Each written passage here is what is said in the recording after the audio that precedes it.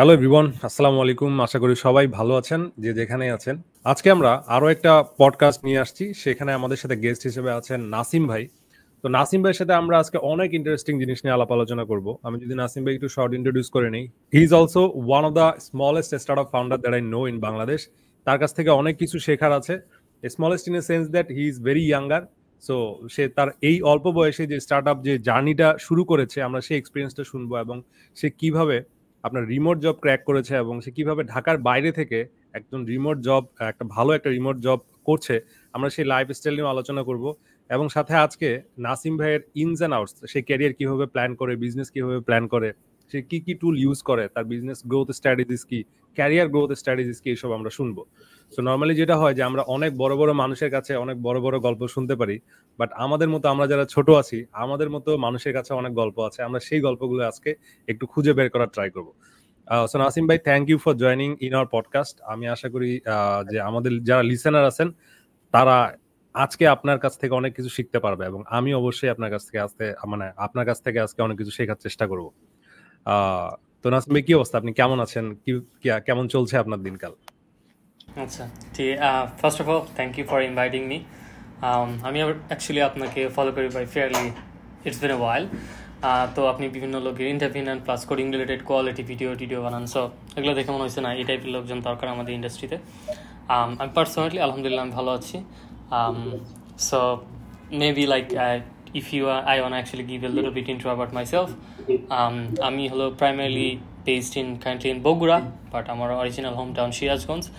So আমি 2020 সালে first হলো প্রোগ্রামিং ক্যারিয়ার স্টার্ট করি by like starting a job in a Dhaka based company. এরপর ওইখানে 6 মাস কাজ করার পর কানাডিয়ান বেসড একটা কোম্পানিতে ছিলাম প্রায় 2.5 বছরের মতো। এরপর ইউএস একটা কোম্পানিতে senior DevOps and data engineer হিসেবে কাজ করতেছি। বিসাইডস মাই ফুল টাইম জব, আমি আমার একটা ছোট্ট টিম আছে, ওইখান থেকে আমরা বিভিন্ন জেনারেটিভ এআই রিলেটেড প্রোডাক্ট নিয়ে এক্সপেরিমেন্ট করি এবং মার্কেটে লঞ্চ করি। So that's little bit about me. So আপনি এখন আপনার কারেন্ট জব স্ট্যাটাস হচ্ছে আপনি ডেভঅপস রিলেটেড কাজ করতেছেন? ডেভঅপস আর ডেটা ইঞ্জিনিয়ারিং। জি, ডেভঅপস ডেটা ইঞ্জিনিয়ারিং। সো আপনি ক্যারিয়ার শুরু করলেন 2020-তে, আই থিঙ্ক 2020-তে আপনি শুরু করেছেন, রাইট? মানে আপনার হচ্ছে যে আপনি কি মানে নন সিএসসি ট্র্যাক থেকে সিএসসি তে আসছেন নাকি সেলফ টট, না কিভাবে আপনি ক্যারিয়ারটা আসলে শুরু করেছেন? How did you learn from it? Okay, so আমি অ্যাকচুয়ালি কমপ্লিটলি সেলফ টট। আমি ইভেন কোনো ইউনিভার্সিটিতেও যাইনি। সো ফানি স্টোরিজ, আমি ফার্স্ট প্রোগ্রামিংয়ের সাথে ইন্ট্রোডিউসড হয়ে হলো 2013-14 দিকে। I think at that time আমি তখন হাই স্কুলে ছিলাম। So I use to actually make science project. তো এখানে ইলেকট্রনিক্স নিয়ে কাজ করতাম, but at that time like সাধারণত অ্যানালগ ইলেকট্রনিক্সে কাজ করতাম, কিন্তু দেখতাম যে অন্য পার্টিসিপেন্টরা ওরা মানে বিভিন্ন ইন্টারঅ্যাক্টিভ জিনিসপত্র বানাচ্ছে। পরে তখন আমি বুঝতে পারি যে তারা প্রোগ্রামিং নামে একটা জিনিস ইউজ করতেছে, আরডুইনোতে কোড করতেছে সি প্রোগ্রামিং দিয়ে। তো তখন থেকে ফার্স্ট ইন্ট্রোডিউসড হই। দেন ইন্টারমিডিয়েটের একটা বই কালেক্ট করি ক্লাস 9-এ থাকতে, তখন ওইখানকার যে HTML প্লাস সি প্রোগ্রামিং এই কনসেপ্টগুলো ছিল ওইটা একটু স্টাডি করি। তো অ্যাট দ্যাট টাইম যদিও আমার বাসায় ইলেকট্রিসিটি প্লাস কম্পিউটার কোনোটাই ছিল না, আমি আমার এক ফ্রেন্ডের একটা phone, used phone like Nokia, তো ওইটাতে একটু HTML প্র্যাকটিস করতাম আর খাতা কলমে হলো মানে সি প্রোগ্রামিং প্র্যাকটিস করতাম। তো 9-10-এ এইটুকুই ছিল। বাট ইন্টারমিডিয়েটে এসএসসি পরীক্ষার পর আমি হলো ফার্স্ট আমার কম্পিউটার পাই। তো তখন থেকে টুকটাক আর কি প্রোগ্রামিং প্র্যাকটিস করা, আমাদের ইন্টারমিডিয়েটের যে বইটা ছিল সেটা। তো তখন থেকে হালকা প্র্যাকটিস করি। আর আমি কলেজ লাইফে টুকটাক এই প্রোগ্রামিং যে কম্পিটিশন ছিল সেগুলোতে পার্টিসিপেট করতাম। আমি আমার কলেজের আজিজুল হক কলেজের তখন হলো প্রোগ্রামিং টিমের লিড ছিলাম, তো আমরা বিভিন্ন জায়গায় পার্টিসিপেট করতাম। তো এইভাবে অ্যাকচুয়ালি জানি। তো ইন্টারমিডিয়েট পরীক্ষার পর তখন আগেই আমি অ্যাকচুয়ালি মানে মাইন্ড স্থির করে ফেলেছিলাম যে আমি অ্যাকচুয়ালি এইচএসসির পর আমি আর ট্রেডিশনাল পাথে যাব না, আমি হয়তো আইদার এন্টারপ্রেনার হব অথবা কোনো জবে জয়েন করব। তো পরে অবশ্য হালকা একটু রিয়েলাইজ করি যে maybe entrepreneurship like without any experience plus I didn't have any money, it might be tough. তো এই জন্য অ্যাকচুয়ালি সবচেয়ে বেস্ট হবে যে আমি জব নিই। তো দ্যাটস ওয়াই লাইক ইন্টারমিডিয়েটের পর যখন সবাই এইচএসসি এক্সাম মানে অ্যাডমিশনের প্রিপারেশন নিচ্ছিল, আমি তখন অ্যাকচুয়ালি জবের প্রিপারেশন নিচ্ছিলাম ওই 6 মান্থ। তো আমি 2019 সালে জুনের দিকে মানে এইচএসসি এক্সাম দিই, পরে 6 মান্থ ছিল ডিসেম্বর পর্যন্ত, তখন আমি প্র্যাকটিস করতে থাকি, মানে জবে যেগুলো লাগে, যে ওয়েব ডেভেলপার হিসেবে জব পাইতে গেলে স্পেসিফিক্যালি অন ফ্রন্ট এন্ড। তো প্র্যাকটিস করার পর পরে টুকটাক কয়েক জায়গায় ইন্টারভিউ দিই। আমার অ্যাকচুয়ালি ইন্ডাস্ট্রিতে কানেকশনও ছিল না, কিচ্ছু না। পরে সামহাও লাইক ঢাকার একটা কোম্পানিতে ইন্টারভিউ দিতে থাকতেছিলাম, আর অ্যাট দ্যাট টাইম কিছু ইউনিভার্সিটিতে আপনার অ্যাডমিশনও দিয়েছি ফ্যামিলির একটু চাপে। পরে সেখান থেকে ঢাকা ইউনিভার্সিটিতে আসছিল, পরে ভর্তি হতে গিয়ে তখন আবার ওই ঢাকার ওই কোম্পানিতে আগে রিমোটলি ইন্টারভিউ দিয়েছিলাম, পরে ওইখানে বললাম যে আমি তো ঢাকায় আসছি, আমি ইন পার্সনে ইন্টারভিউ দিতে পারবো। পরে somehow like that went well. তো পরে ঢাকা ইউনিভার্সিটিতে ভর্তি হওয়ার দিয়ে আমি মানে full time like engineer, software engineer হিসেবে কাজ করা শুরু করি। সো একটু non traditional, but that was the journey. Definitely non-traditional. That's crazy, man. That's crazy. Even আজকের দিনেও I will never suggest someone to take that amount of risk. যা ঢাকা ইউনিভার্সিটিতে হয়ে গেছে, but that's crazy. But that's also shows us some path, alternate path.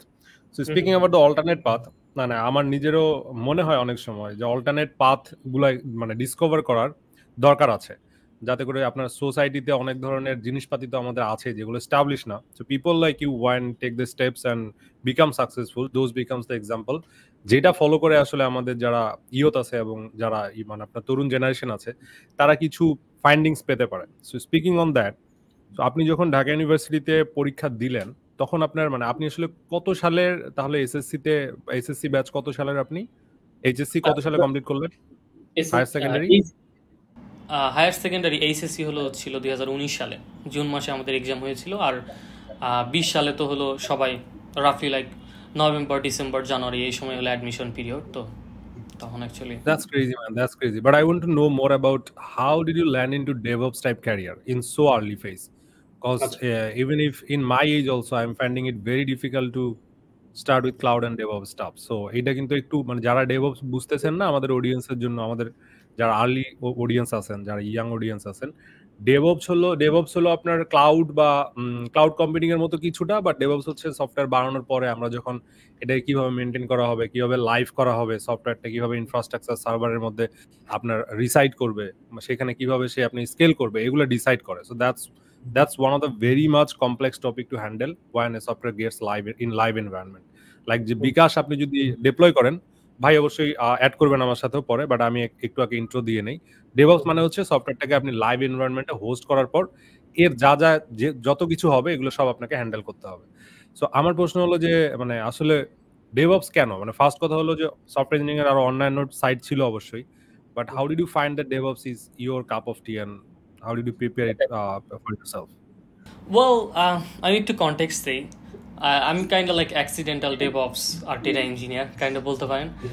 আমি first career start করি হলো ঢাকায় যখন জয়েন করছিলাম, তখন ফ্রন্ট এন্ড ডেভেলপার হিসেবে, বাট ইমিডিয়েটলি ওইখানে গিয়ে পাইথন শিখে পরে ব্যাক এন্ডে আপনার জ্যাঙ্গো কোড লেখা লাগছে।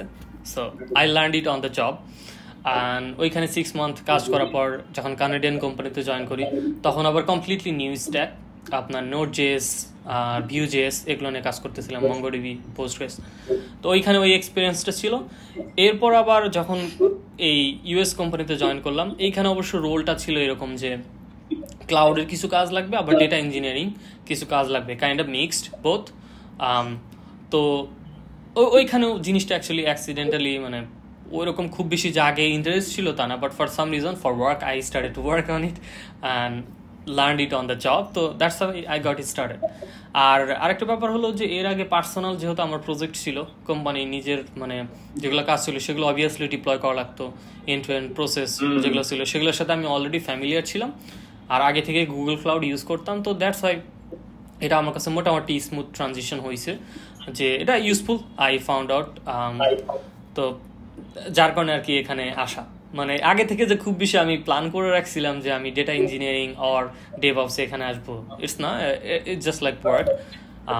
সো এই আর কি অন দা গোতে জিনিসটা হয়ে গেছে না, এই জিনিসটা very true for early stage in career and also mid stage in career. তো আমার এমন অনেক এক্সপিরিয়েন্স আছে যেখানে আমি আসলে ব্যাক এন্ড ডেভেলপার হিসেবে জয়েন করেছিলাম, বাট অন দ্য ওয়ে আমাকে Figma to HTML CSS convert করতে হয়েছে, বাট আমি কখনোই সেটা পারতাম না। বাট লাকিলি আমার সেটা তখন মানে শেখা হয়ে গিয়েছে। এবং একটা সময় মনে হতো যে এটা কোনো কাজ নাকি, তারপর করতে গিয়ে বুঝতে পারছি এইখানে অনেক স্কিল লাগে এবং that is not that easy. Pixel perfect design conversion is not that easy. এবং এমন ইঞ্জিনিয়ার দেখেছি আমি ওয়ার্ল্ড ওয়াইড যারা শুধু HTML CSS কনভার্সন নিয়ে এত বেশি সুপার স্কিলড এবং ওইটা বেচেই তারা কোটি কোটি টাকা ইনকাম করছে, এরকম মানে এক্সপার্টিজের লোকজন আমি চিনি। But speaking on that, আপনি যেটা বুঝলাম যে actually you got quite few good opportunities, that's why early on career আপনি আসলে রিমোট জবে সুইচ করতে পারছেন। So what was your মানে career strategy and what is the way of getting the first remote job যেটা আসলে পাওয়া এখন পর্যন্ত মানে personally I find myself very difficult to find a quality remote job in this scenario. So ওইখানে আপনার আসলে আপনার স্ট্র্যাটেজিটা কি রকম ছিল আপনি যদি একটু শেয়ার করতেন, যে রিমোট জবে কেমনে পাইলেন রিমোট জব?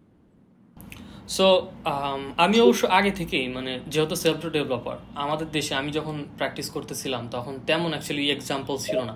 দু একজনকে চিনতাম, যেমন হয়তো হাসিন হায়দার ভাই এরকম টাইপের দু একজন, বাট এর বাদে তেমন কোনো এক্সাম্পল ছিল না। আর তারা ইভেন তাদের হলো ব্যাচেলর ডিগ্রি ছিল, they happen to actually live programming তারপরে অ্যাকচুয়ালি কাজ করতেছিল। বাট আমার মতো যে যারা ইন্টার পাস কেবল করছে, ইউনিভার্সিটিতে যায় নাই, সো এরকম এক্সাম্পলস একদম ছিল না। বাট পরবর্তীতে টুইটারে আমি ভালোই অ্যাক্টিভ ছিলাম, তো ওইখানে দেখতাম যে অনেকে আমার মতো আছে, মানে বাইরের দেশে, আমাদের দেশে না কিন্তু বাইরের দেশে আছে। তো তখন থেকে অ্যাকচুয়ালি মাথায় ছিল যে আমার হয়তো ফার্স্ট জব দেশে হবে, বাট আলটিমেটলি আমার প্ল্যান ছিল যে রিমোট জব নেওয়া, কারণ ওইখানে salary obviously like is a big factors, মানে রাত আর দিন তফাৎ আমাদের দেশের সাথে। তারপরে আবার গ্রোথ অপরচুনিটি অবভিয়াসলি বেটার হবে। তবে হ্যাঁ, রিমোট জবের চ্যালেঞ্জ ছিল, এটা আমি নিজেও জানতাম। বাট আমার আর প্রথম থেকেই মানে ইভেন প্রোগ্রামিং যে শুরু করছি, লাইক জবের জন্য যখন প্রিপারেশন শুরু করছি তখন থেকে আমার প্ল্যান ছিল যে আমি সুনার অর লেটার রিমোটলি কাজ করব। তো এই কারণে আর কি টুইটারে অ্যাক্টিভ ছিলাম, বিভিন্ন জায়গায় দেখতাম যে তাদের স্টোরি দেখতাম, ওইগুলো ফলো করতাম। আর আমি যাতে পাই সেটার মানে জন্য যেগুলো প্রিপারেশন, যে অন্য লোক কীভাবে পাইছে সেগুলোর এক্সপিরিয়েন্স পড়তাম। যেমন এই যে কিছু কমিউনিটি ছিল 100 Days of Code, ওইখানে দেখতাম অনেকে এরকম মানে সেলফ ডেভেলপার্স তারা প্র্যাকটিস করে সুন্দর সুন্দর জবস পাইছে, এগুলো দেখে অ্যাকচুয়ালি নিজেকে মোটিভেট রাখতাম। আর আরেকটা প্ল্যাটফর্ম ছিল নো সিএস ডিগ্রি, ওইখানে একটা ব্লগ, ওইখানে যারা সিএস ডিগ্রি ছাড়াও কম্পিউটার সায়েন্স ইন্ডাস্ট্রিতে মানে ভালো সাকসেসফুল হয়েছে তাদের ইন্টারভিউ দেখতাম।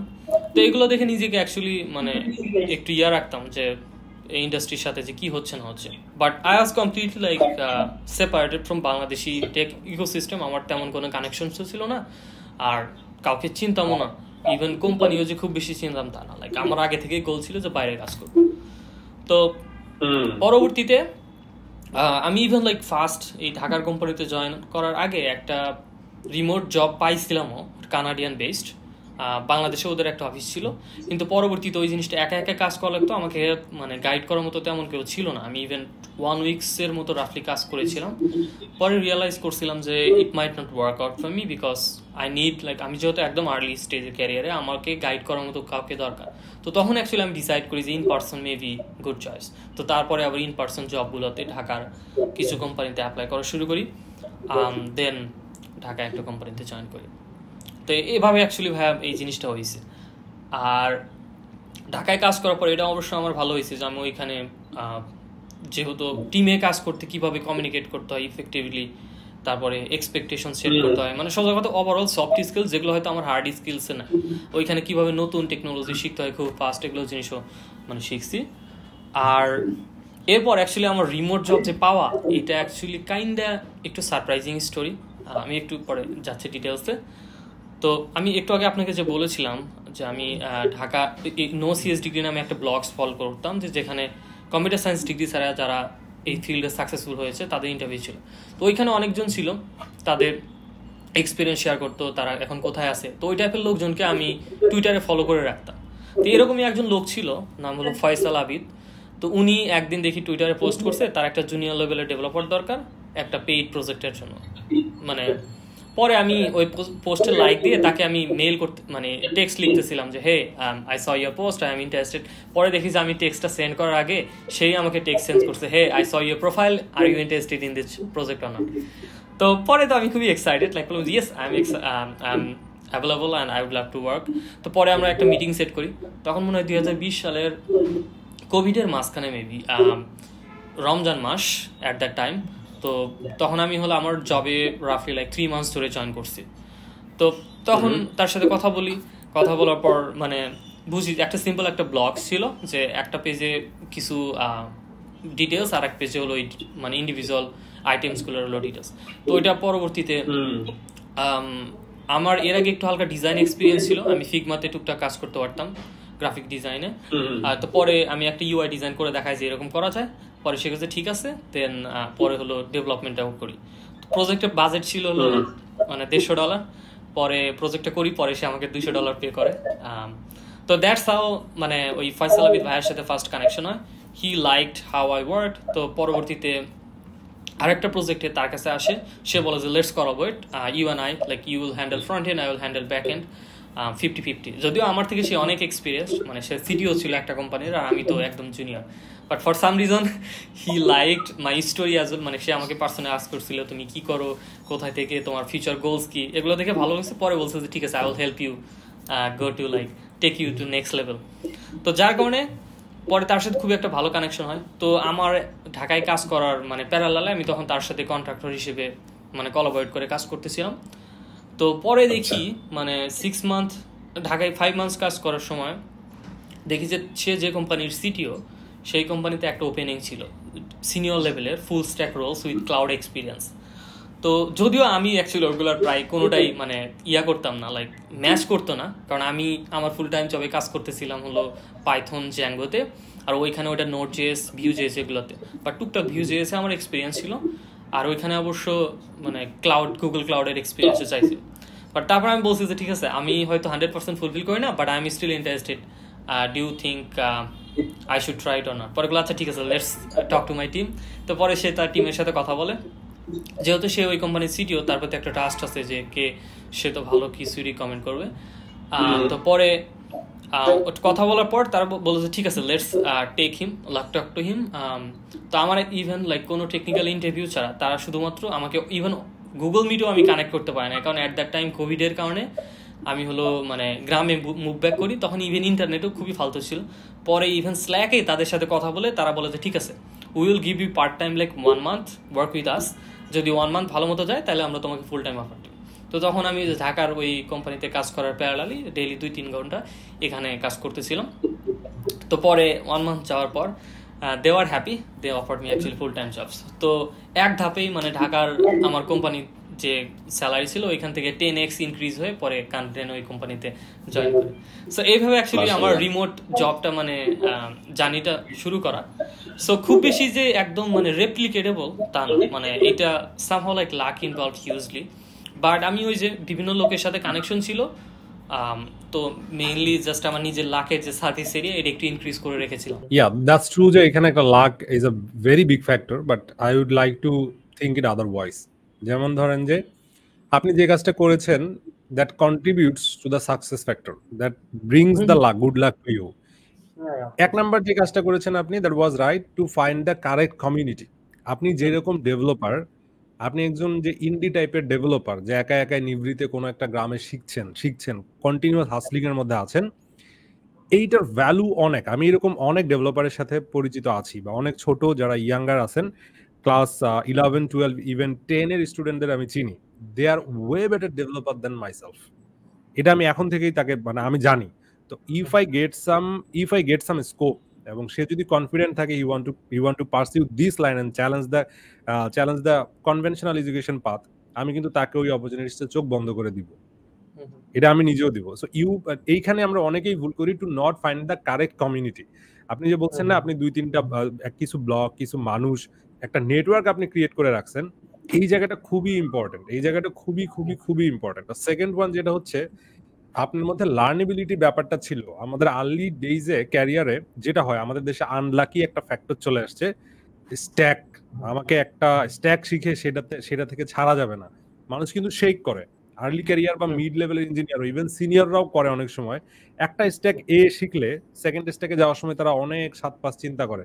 তারা চিন্তা করে আমি তো XYZ এ কাজ করি, ইভেন আমি নাম নিতেও ভয় পাচ্ছি, কারণ আমি তো XYZ এও কাজ করি, আমি কেন ABCD শিখবো, আমাকে এখানে যাওয়া ঠিক হবে না বা সেফ হবে না। বাট অনেকেই বোঝার চেষ্টা করে না, দ্যাটস অল অ্যাবাউট লার্নেবিলিটি। আপনার স্কিল হচ্ছে লার্নেবিলিটি। নতুন জিনিস শিখতে হবে, যে কোনো স্ট্যাক আসুক আপনাকে সেটাকে ক্র্যাক করে আপনার কাজটা করে দিতে হবে। That's the engineering mindset. And exactly. একদম খুবই পোর মাইন্ডসেট হবে আপনি একটা স্ট্যাকে খুব ভালো, আর এটা কোনো ইঞ্জিনিয়ারিং মাইন্ডসেট না। তো এই দুইটা ফ্যাক্টর আপনার মানে ভালো লাগছে। বাট আমার একটা সম্পূরক প্রশ্ন হচ্ছে, ওই ফয়সাল ভাই সম্ভবত, ফয়সাল ভাই কি he was Bangladeshi or he was living abroad? No no no, he is Canadian, তবে ইন্ডিয়ান অরিজিন, আচ্ছা মানে তার আচ্ছা রুটস আচ্ছা হলো ইন্ডিয়াতে, বাট সে মানে একদম ছোটবেলা থেকে কানাডাতেই থাকে। সো আপনার আপনার আসলে এর এর আউটসাইড অফ দিস আপনি এখন কি কি নেটওয়ার্ক ইউজ করেন for getting a remote job? মানে কারেন্টলি আপনি কি কি ইউজ করেন for networking and applying for remote job and তো ফাইন্ডিং অপরচুনিটিস?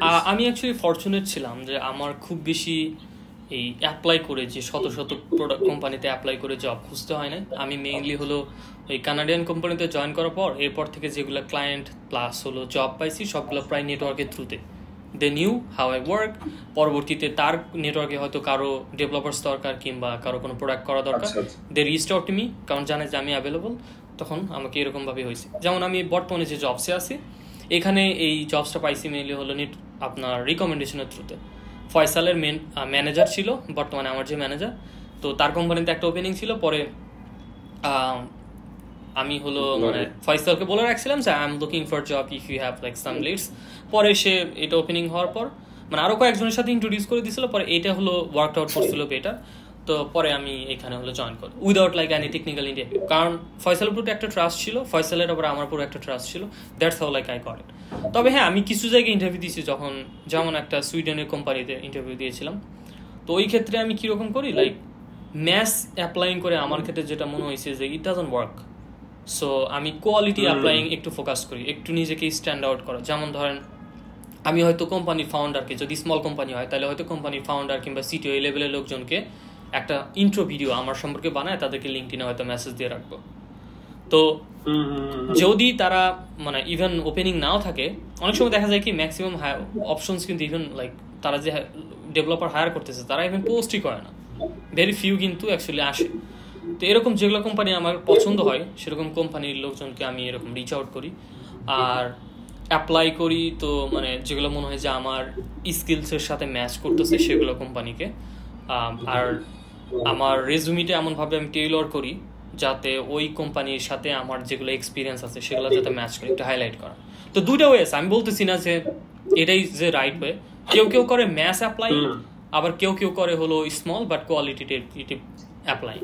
তো আমার সময় আমি এইভাবে হলো কয়েকটা কোম্পানিতে লাইক পাইছিলাম, মানে ইন্টারভিউ পাইছিলাম কানাডিয়ান। মানে সেটা শুধু আপনি লিঙ্কডইন ইউজ করেন? লিঙ্কডইনের বাইরে কি কোনো প্ল্যাটফর্ম ইউজ করেন আপনি? হ্যাঁ, আমি অ্যাঞ্জেল লিস্ট ইউজ করতাম। অ্যাঞ্জেল লিস্ট ইউজ করতাম কারণ অ্যাঞ্জেল লিস্টে মানে ইউএস কোম্পানিতে ওইখানে মানে ভালো ভালো লিডস পাওয়া যেত। অ্যাঞ্জেল লিস্টে কি বাই দ্য ওয়ে কোনো নেম চেঞ্জ হয়ে গিয়েছে? ওরা এখন হ্যাঁ, কি হ্যাঁ, নেম চেঞ্জ হয়ে গেছে? ওয়েল ফাউন্ড না এখন ওয়েল ফাউন্ড, জি। তো ওইখান থেকে আমি কিছু ভালো লিডস পাইছিলাম, বাট এর বাইরে মানে আমি খুব বেশি অ্যাকচুয়ালি লিডস মানে পাই নাই, মানে ইন্টারভিউ টাক পাওয়া। কারণ রিমোট জবে সবচেয়ে বেশি চ্যালেঞ্জিং হলো কি, মানে আপনি যতই ভালো ডেভেলপার হন, মেইনলি কল পাওয়া ইন্টারভিউ, কারণ কল পাইলে তারপর নিজেকে প্রুভ করা যায় যে আই এম গুড। কল পাইলে প্রুভ, কারণ এটিএস এ যদি আপনি কিকড আউট হন, that's the main trick part. Even আমি নিজেও লাইক ইভেন এক্সপিরিয়েন্স লোকজনও কিন্তু রিমোট জব পাইতে এই জিনিস জায়গায় স্ট্রাগল করে, কারণ ইন্টারভিউ লোকজনকে কনভিন্স করানো যায় হাউ আই ওয়ার্ক। হয়তো 10 জায়গায় ইন্টারভিউ তুলে এক জায়গায় ডেফিনেটলি হবে, so it's a numbers game. কিন্তু এই 10 জায়গায় ইন্টারভিউ পাওয়া, that's the main challenging part. সিভিটা খুলে দেখানোটাই এখন মহাবিপদ। সিভিটা খুলে কেন দেখবে এই রিজনটা ফাইন্ড আউট করা। বাট অল্টারনেট ওয়ে হলো নিজের একটা মানে সাম কাইন্ড অফ ব্র্যান্ডিং তৈরি করা, যেটা এখন আমার হয়েছে, মানে এর আগে হয়তো অত ছিল না। আমি যেমন বাংলাদেশের টেক কমিউনিটিতে এখন টুকটাক লিঙ্কডইন প্লাস ফেসবুক লোকজন চেনে যে এই লোক এই ফিল্ডে কাজ করে জেনারেটিভ এআই নিয়ে। সো আমি ফর সাম রিজন যদি আমার কোম্পানি ওয়ার্কআউট না করে কিংবা আমার কারেন্ট জব চলে যায়, I think I can actually find a job pretty quickly. কারণ আমার এনাফ এখন মানে পোর্টফোলিও আছে প্রোডাক্ট, এনাফ সোশ্যাল মানে ক্রিডেন্সিয়ালস আছে যেগুলোতে I think I should be able to get A job. তো এটা হলো অ্যানাদার ওয়ে। যেমন আপনার ওই ক্ষেত্রে আপনার একটা কিন্তু একটা সোশ্যাল প্রোফাইল আছে, এখন পার্সোনাল একটা ব্র্যান্ড আছে, যেটা কিন্তু মানে রিলেটিভলি ইজি, যেরকম আননোন পার্সন তার থেকে কিন্তু ইজি হবে। Easy, but I would say that I have already reached to a saturation point where I don't want to work anymore in the same culture, same product and same challenge again. So আমার কাছে জিনিসটা একটু different, but হ্যাঁ কিছু advantage পাওয়া যায়। Next job finding এর জন্য অ্যাডভান্টেজ পাওয়া যায়। আমি একটু চ্যালেঞ্জটা একটু ডিফারেন্টলি নিয়েছিলাম, ঠিক আপনার মতোই কিছুটা, বাট যেহেতু আমি একাডেমিক প্রফেশনাল, তো আমার চিন্তা ভাবনাটা একটু ওল্ড টাইপেরই ছিল, বাট আমি আমার নেটওয়ার্কটা বাংলাদেশের বাইরে এক্সটেন্ড করতে চেয়েছিলাম। মানে বাংলাদেশের বাইরে অ্যাজ ইন এক এক সময় আমি কাজ করতাম যেসব প্রোডাক্টে, মোস্টলি আমার টিম সব আপনার ওয়ার্ল্ড ওয়াইডই ছিল ডিভাইডেড, বাংলাদেশি কোম্পানি হলেও। But at a certain point of time আমি বুঝছিলাম যে আসলে the network I mean that will decide my future value. আমি যদি ইউএস মার্কেটে কাজ করি, বা আপনি যেমন কানাডিয়ান মার্কেটে কাজ করছেন, ওইখানে আপনার একটা নেটওয়ার্ক ক্রিয়েট হয়েছে, তো আমি সেম জিনিসটা ক্রিয়েট করতে চেয়েছিলাম। তো ওই জিনিসটা to some extent I was successful. তারপর তো মানে তারপর জিনিসটা মানে কোয়াইট স্মুথ হয়ে গিয়েছে। আর এখন যে সোশ্যাল প্রেজেন্স, এইটার কারণটা different. I don't want two এখনই আমি বলতে চাচ্ছি না, বাট আমরা টাচ করবো ওই পয়েন্টে। মানে আমার সোশ্যাল প্রেজেন্স বা আমি ইউটিউবিং কেন করি, it has a definite purpose. So আমার কিছু বিগেস্ট ফেলিয়ার আছে, those actually triggered me to open and run A YouTube channel, so that I will learn so many things about understanding people, about understanding people's need and packaging, distribution and marketing product. এইগুলোর জন্য আসলে এইগুলো একটা বড় কারণ, আমরা সেদিকে আসবো। But definitely I am also big fan of working remotely. এটা আসলে বাংলাদেশের সব কোম্পানিতে যায় না, বা যেসব কোম্পানি অ্যালাউ করে সেসব company I don't know, to some extent everyone wants to be presence inside Dhaka, এইরকম একটা ব্যাপার স্যাপার থাকে। আবার I was also a very big fan of working remotely. কোভিডের শুরুতেই আমি সহজ ছাড়ার পরে অ্যাকচুয়ালি ওয়াজ ফাইন্ডিং এ রিমোট জব। তখন আমি বেশ কিছু অপরচুনিটিস পেয়ে যাই, তখন ওয়াজ ভেরি হাই টাইম। তখন আসলে জব পাওয়াটা ইজি ছিল, কারণ স্টার্ট আপে এত বেশি টাকা ঢুকছিল, জব পাওয়াটা অনেক ইজি ছিল। অন দ্যাট ফ্লো আমি আসলে কিছু রিমোট জব পাই। তারপরে I actually find out that I don't want to get go back to in office again ever in my life. So আমার মেন মাইন্ডসেট আর কি ওরকম হয়ে গিয়েছে। আমি আগে থেকে মানে কম্পিউটার সায়েন্সে আসার একমাত্র কারণই হলো আমি ফ্রিল্যান্স করতে পারবো, আমাকে কর্পোরেট শিট হ্যান্ডেল করতে হবে না। এই মাইন্ডসেটের জন্যই আমি কোডিং করতে আসছি। তো ওই তো তারপরে ম্যাচ পেয়ে গেছি, এখন তো চলছে এইভাবেই। তো আমরা এগুলো নিয়ে আসলে আলোচনা করতে গেলে আমরা মূল জিনিস থেকে সরে যাবো, দ্যাটস ডিফারেন্ট টপিক। আমি যেমন আসলে আমাদের যারা লিসেনার আছেন, আপনি এটা মিন করলে হবে না যে অফিস জব খারাপ। লাইফে একটা সার্টেন টাইম উনিও অফিস জব করেছেন, আমিও অফিস জব করেছি, বাট আপনার প্রায়োরিটিস চেঞ্জ হবে, প্রেফারেন্স চেঞ্জ হবে, আর সাথে সাথে কিন্তু মার্কেট ডাইনামিক্স চেঞ্জ হয়। আপনার রিমোট জব যদি বড় বড় কোম্পানি সব হাওয়া করে ফেলে, ছোট কোম্পানি হাওয়া করবে, তখন রিমোট জব না পাইলে আপনার বসে থাকার কোনো মানে হয় না। অফিস জব অবশ্যই করতে হবে, and finding A remote job is very difficult, highly competitive. আপনি যদি কানাডিয়ান মার্কেটে অ্যাপ্লাই করেন, সেখানে ইন্ডিয়ানও করছে, বা আপনার পর্তুগাল থেকে লোকজন করছে, ওয়ার্ল্ড ওয়াইড কম্পিটিশন হচ্ছে। So you'll have to keep in mind that you'll have to prepare like it's a like FAANG time game আর কি, ফ্যাং টাইপ গেম। কারণ যে ওই টাইপের কোম্পানিতে ঢোকার জন্য আপনার একটা যেই প্রস্তুতি লাগবে, এখানেও প্রস্তুতি লাগবে। আপনি নেটওয়ার্ক থাকলে অ্যাডভান্টেজ পাবেন, বাট কাজ দিলে তো কাজটা করতে হবে, আপনাকে টিমে কেউ নিতেই পারে, না পারলে কেউই রাখবে না। So that's the reason. এখন আমি না একটু অন্যদিকে যাইতে চাই। তো আমার কাছে যেটা মনে হয়েছে, you are very much like indie hacker টাইপের ডেভেলপার। So and to some extent I also think myself যে আমার কাছে আসলে ম্যাটার করে to make something useful for people. But আমি যেখানে ফেল হয়েছি বারবার, এখনো কিছু কিছু ক্ষেত্রে ফেল হচ্ছি বা হই, যে what is the people's need, finding that out is the biggest problem before making the product. কারণ আমরা সফটওয়্যার ডেভেলপারদের অ্যাডভান্টেজ হলো we can make product, but at the same time it's a curse, কারণ আমরা প্রোডাক্ট বানাইতে পারি, এটাও আমাদের জন্য আরেকটা সমস্যা। এখন মানে আমরা ওই আলোচনাটায় ঢুকবো, বাট আপনার প্রোডাক্টের গল্প বলেন। ফার্স্ট প্রোডাক্ট আপনি কিভাবে করলেন, আপনি এখন স্টার্টআপ কি মোডে আছে, আপনার কি কি প্রোডাক্ট নিয়ে কাজ করছেন, আপনি যদি একটু বলেন। তো before even talking about my product, আমি অ্যাকচুয়ালি টাস্ক দিই যে আমি ফার্স্ট অ্যাকচুয়ালি প্রোগ্রামিং কিছু না আসি, কারণ I want to make staff. তো আগে আমি হার্ডওয়্যারে কাজ করতাম, হার্ডওয়্যারে প্রোগ্রামিং করার জন্য। এরপর অবশ্য হার্ডওয়্যারে মানে সফটওয়্যার ফিল্ডে আসার পর হার্ডওয়্যারের কাজ করার আর সুযোগ পাই না, কারণ I don't have time. Interest এখন পিওরলি সফটওয়্যার হয়ে গেছে, হয়তো ডাউন দ্য রোড আবার হার্ডওয়্যারে ঢুকবো। তো আমার গোল আগে থেকেই ছিল যে I want to build staff. So I love building new things, bringing things from imaginations two reality. তো এটা ছিল আমার হলো core motivations from like learning coding or learning any skills. তো সেই ক্ষেত্রে লাইক আমি যেই স্টাইলে চলি, মানে আমি আমার কোম্পানি স্টার্ট করছি হলো প্রায় আজ থেকে 3 বছর আগে। মানে ওইখানে আমার একটি স্মল টিম আছে। তো আমরা ইন্ডি হ্যাকিং স্টাইলেই চলি, যে building small products, launching MVP, trying out see if there is a small needs in the market, তারপরে people কি এটার জন্য পে করতে আগ্রহী কিনা, ওইগুলোর ফিডব্যাকের উপর বেস করে আমরা further we will actually work on it, মানে continuously improve or we will actually drop the product as state. তো এইভাবে এই মুডে চলছে। তো বাট এর আগে আমি যখন প্রথম কোম্পানি স্টার্ট করছিলাম তখন আমার স্ট্র্যাটেজি ছিল যে একটু ডিফারেন্ট। তখন আমার স্ট্র্যাটেজি ছিল, আমি ভাবছিলাম যে আমি হয়তো কোনো একটা প্রোডাক্ট বানাবো, বিগ আইডিয়া যেগুলো হয়তো নিডস আছে, বাট ওইটার থেকে আমি ভেঞ্চার ক্যাপিটাল ফান্ড রেইজ করবো, পরে ওইটা আবার কন্টিনিউয়াসলি ইমপ্রুভ করতে থাকবো। সো এরকম একটা আমার প্রোডাক্ট ছিল, হলো মানে কোম্পানির শুরুতে মূল্যকত.com। তো এটা on papers like it was a good idea. কীরকম যে বাংলাদেশে অনেকগুলো ই কমার্স আছে, আমাদের e commerce market is growing, তো একই প্রোডাক্ট 10টা ই কমার্স সাইটে হয়তো আছে, 20টা ই কমার্স সাইট আছে। তো আমরা একটা প্ল্যাটফর্ম বিল্ড করেছিলাম যে যেখানে আমরা ওই প্রোডাক্টগুলো অ্যাগ্রিগেট করতাম, সবগুলো থেকে স্ক্রেপ করে নিয়ে এসে আমরা প্রোডাক্টগুলো স্যানিটাইজ করে একটা নির্দিষ্ট স্ট্রাকচারে করতাম, পরবর্তীতে ইউজারকে রিয়েল টাইম সার্চ করতে দিতাম, মানে ভেরি ফাস্ট সার্চ, আর কম্পেয়ার করতে দিতাম। সে যদি কথার কথা যে আইফোন 15 Pro Max সার্চ দিত, যতগুলো প্রোডাক্ট মানে ই কমার্স সাইটে আছে সবগুলো অ্যাগ্রিগেট করে দেখাইতো, আর সবচেয়ে লোয়েস্ট প্রাইসটা তাকে দেখাইতো, হ্যাঁ এরকম প্রোডাক্ট এটা আছে। তো এইটা প্ল্যাটফর্ম আমি দেখছি যে ইভেন ভ্যালিডেশন ছিল অন্যান্য কান্ট্রিতে, যেমন ইন্ডিয়াতে ছিল, আবার অস্ট্রেলিয়া, কানাডা, মানে প্রায় ফার্স্ট অল কান্ট্রিতে এরকম কিন্তু মানে কম্পেয়ার করার প্ল্যাটফর্ম ছিল। So on paper it sounded very good, but পরবর্তীতে লঞ্চ করার পর অ্যাট দ্যাট টাইম আমি এটাতে ফুল টাইম কমিট করার জন্য আমার কানাডিয়ান কোম্পানিতে জব ছেড়ে দিয়ে এখানে ফুল টাইম কাজ করতেছিলাম। তো 8 মান্থ কাজ করার পর যেটা হয়েছিল যে এটা মানে আমি ঠিক প্রোডাক্ট বানাইছিলাম, it work nicely, like everything was going smooth, লোকজনও আসতেছিল টুকটাক, but I couldn't monetize it. আমার হয়তো আইডিয়া ছিল যে আমি মেবি 6 মান্থের ভিতরে ফান্ড রেজ করে ফেলতে পারবো, তাহলে তো আর প্যারা নাই, লাইক পরবর্তীতে আমি মনিটাইজেশন এখন তো অত স্কোপ নাই।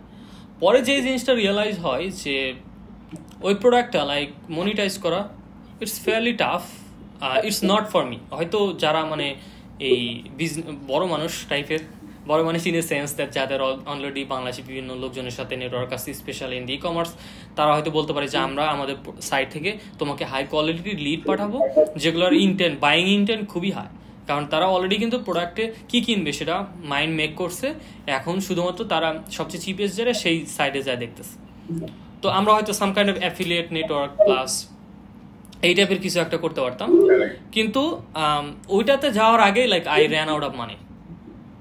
তো যার কারণে রিয়েলাইজেশন হয় যে কোনো জিনিস আমি বানাতে পারবো দেখেই যে আমার বানানো লাগবে, দ্যাটস নট ইট। সো আমি এই প্রোডাক্টটাকে মনিটাইজ করতে পারবো কিনা, এই প্রোডাক্টটাকে ডিস্ট্রিবিউট করতে পারবো কিনা, দ্যাটস দ্য মেইন চ্যালেঞ্জ। তো দ্যাটস নট দ্যাট, এরপরে আরো 2টা প্রোডাক্ট করি। একটা হলো একটা এজেন্সি ম্যানেজমেন্ট সিআরএম, ওটা অবশ্য মাঝপথে করে বন্ধ দেই। আবার এরপর আর একটা প্রোডাক্ট করি, সেটা হলো হসপিটাল ম্যানেজমেন্ট সিস্টেম। এটা একটা পার্টনারও ছিল, বাট ফর সাম রিজন মানে ইট ডিডন্ট ওয়ার্ক আউট। আমরা প্রোডাক্ট 100% প্রায় 99% করে পরবর্তীতে প্রোডাক্টটা লঞ্চ করিনি। সো এরকম করে আমার প্রায় রাফলি লাইক 2 ইয়ার্সের মতো লস গেছে মানে আমার কোম্পানি শুরুতে। তবে হ্যাঁ, অ্যাট দ্যাট টাইম আমরা কিছু ক্লায়েন্টের কাজও করতেছিলাম, যার কারণে সার্ভাইভ করতে পারছি, আর আমার কিছু পার্সোনাল সেভিংস ছিল সেগুলো থেকে। তো এই 2 বছর কাজ করার পর যে জিনিসটা রিয়েলাইজ করি যে just because I can build that doesn't mean যে আই শুড বিল্ড। আমার এখন এরপর অ্যাকচুয়ালি ওই 2 বছর মনে করেন লস যাওয়ার পর আমি রিয়েলাইজ করি I am not gonna build boring stuff just because it makes businesses. I will build only things that I am personally interested in. পুরো পিওর ইন্ডি হ্যাকিং স্টাইলে আমি বড় প্রোডাক্ট আর বিল্ড করবো না, ছোট ছোট প্রোডাক্ট যেগুলোতে খুব তাড়াতাড়ি লঞ্চ করতে পারবো, আর আমার পার্সোনাল যেগুলোতে ইন্টারেস্ট আছে। তখন আমি মানে যেহেতু একটু হালকা ডিপ্রেশন টাইপের ছিলাম যে ঠিক আছে আমি এত টাইম ওয়েস্ট করছি, সো তারপরে আমি একটু জেনারেটিভ এআই তখন আসা শুরু করে 1-1.5 বছর আগে থেকে। তখন ওগুলোতে একটু স্টাডি করতে থাকি, আই ফিল ভেরি হ্যাপি। আমি বিভিন্ন স্মল প্রোটোটাইপ বানানো শুরু করি, পরে সেগুলো একটু সোশ্যাল মিডিয়াতে শেয়ার করা শুরু করি, people start to like it. আমি নিজেও দেখতে থাকি যে এটার অ্যাকচুয়ালি স্কোপ আছে। তো এরকম করে লাস্ট 1 ইয়ারে এখন যে স্ট্র্যাটেজি আছে, আমি শুধু প্রোডাক্ট বিল্ড করি যেগুলো personally I feel interested in, আর এইটাকে আমি ডিস্ট্রিবিউট করতে পারবো কিনা, that's the main thing. Like build করতে পারবো কিনা সেটা পরের ব্যাপার, আগে ডিস্ট্রিবিউট করতে পারবো কিনা। তো মেইনলি যে রিয়েলাইজেশনটা হয় 2 বছর ওয়েস্ট করার পর, যে আমার টেকনোলজিক্যালি আমি কোনো প্রোডাক্ট বানাতে পারবো দেখে যে ওটা বানানো লাগবে না, আমার দেখতে হবে আমি ডিস্ট্রিবিউট করতে পারবো কিনা, দ্যাটস দ্য মেইন থিং। তো যার কারণে আমি একটু স্ট্র্যাটেজি চেঞ্জ করি, আমি আগে থেকে টুইটারে অ্যাক্টিভ ছিলাম, পরে দেখলাম ইন্ডিয়া হ্যাকিং নামে একটা কমিউনিটি আছে, ওরা হলো স্মল প্রোডাক্ট বানায়, নট বিগ প্রোডাক্ট। স্যাস বিগ স্যাস না বানানো বাদ দিয়ে মাইক্রো স্যাস বানায়, ওরা নিজেরাই সেলফ ফান্ডিং করে আউটসাইড কোনো ইনভেস্টমেন্ট ছাড়া। কারণ আমার অলরেডি একটা মানে নেগেটিভ এক্সপিরিয়েন্স হয়েছে ফান্ডিং রেজ করা নিয়ে বাংলাদেশে, কারণ হয়তো মানে পার্সোনাল নেটওয়ার্ক কাকা চাচা না থাকলে ইনিশিয়ালি যে ফান্ডিং পাওয়া খুবই টাফ। আর আমার তো মানে আউটসাইডার, আমার কোনো নেটওয়ার্ক ছিল না, যার কারণে আমি ডিসাইড করি how not take any investments from anyone, I will fund it my self. আমার একটা ফুল টাইম জব আছে, আমি ওইখান থেকে যা পাই সেখান থেকে আমি স্মল টিমটা চালাবো, ওইখান থেকে এক্সপেরিমেন্ট করতে থাকবো। আমি আমার নিজের অ্যানুয়াল ইনভেস্টর, আর আমি প্রোডাক্ট বানাবো যেগুলোতে আমি পার্সোনালি ইন্টারেস্টেড ইন, এবং আমি ওইটাকে ক্লিয়ার আইডিয়া আছে যে এটাকে আমি কিভাবে ডিস্ট্রিবিউট করবো। আর প্রোডাক্টের স্কোপ যতটা স্মল করা যায় ততটা ভালো।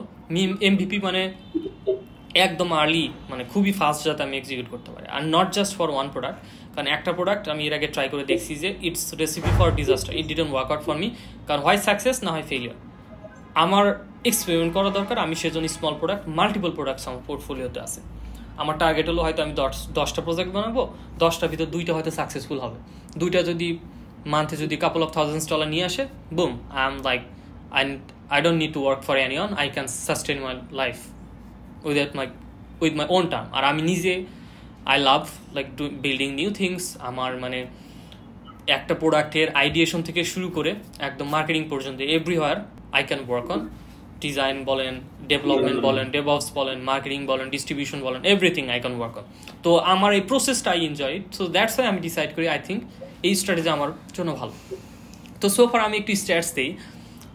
আমি শুধু প্রোডাক্ট থেকে লাস্ট 1 ইয়ারে মানে 12 মান্থসে রাফলি প্রায় $10,000 মতো হলো রেভিনিউ আসছে জাস্ট ফ্রম প্রোডাক্টস।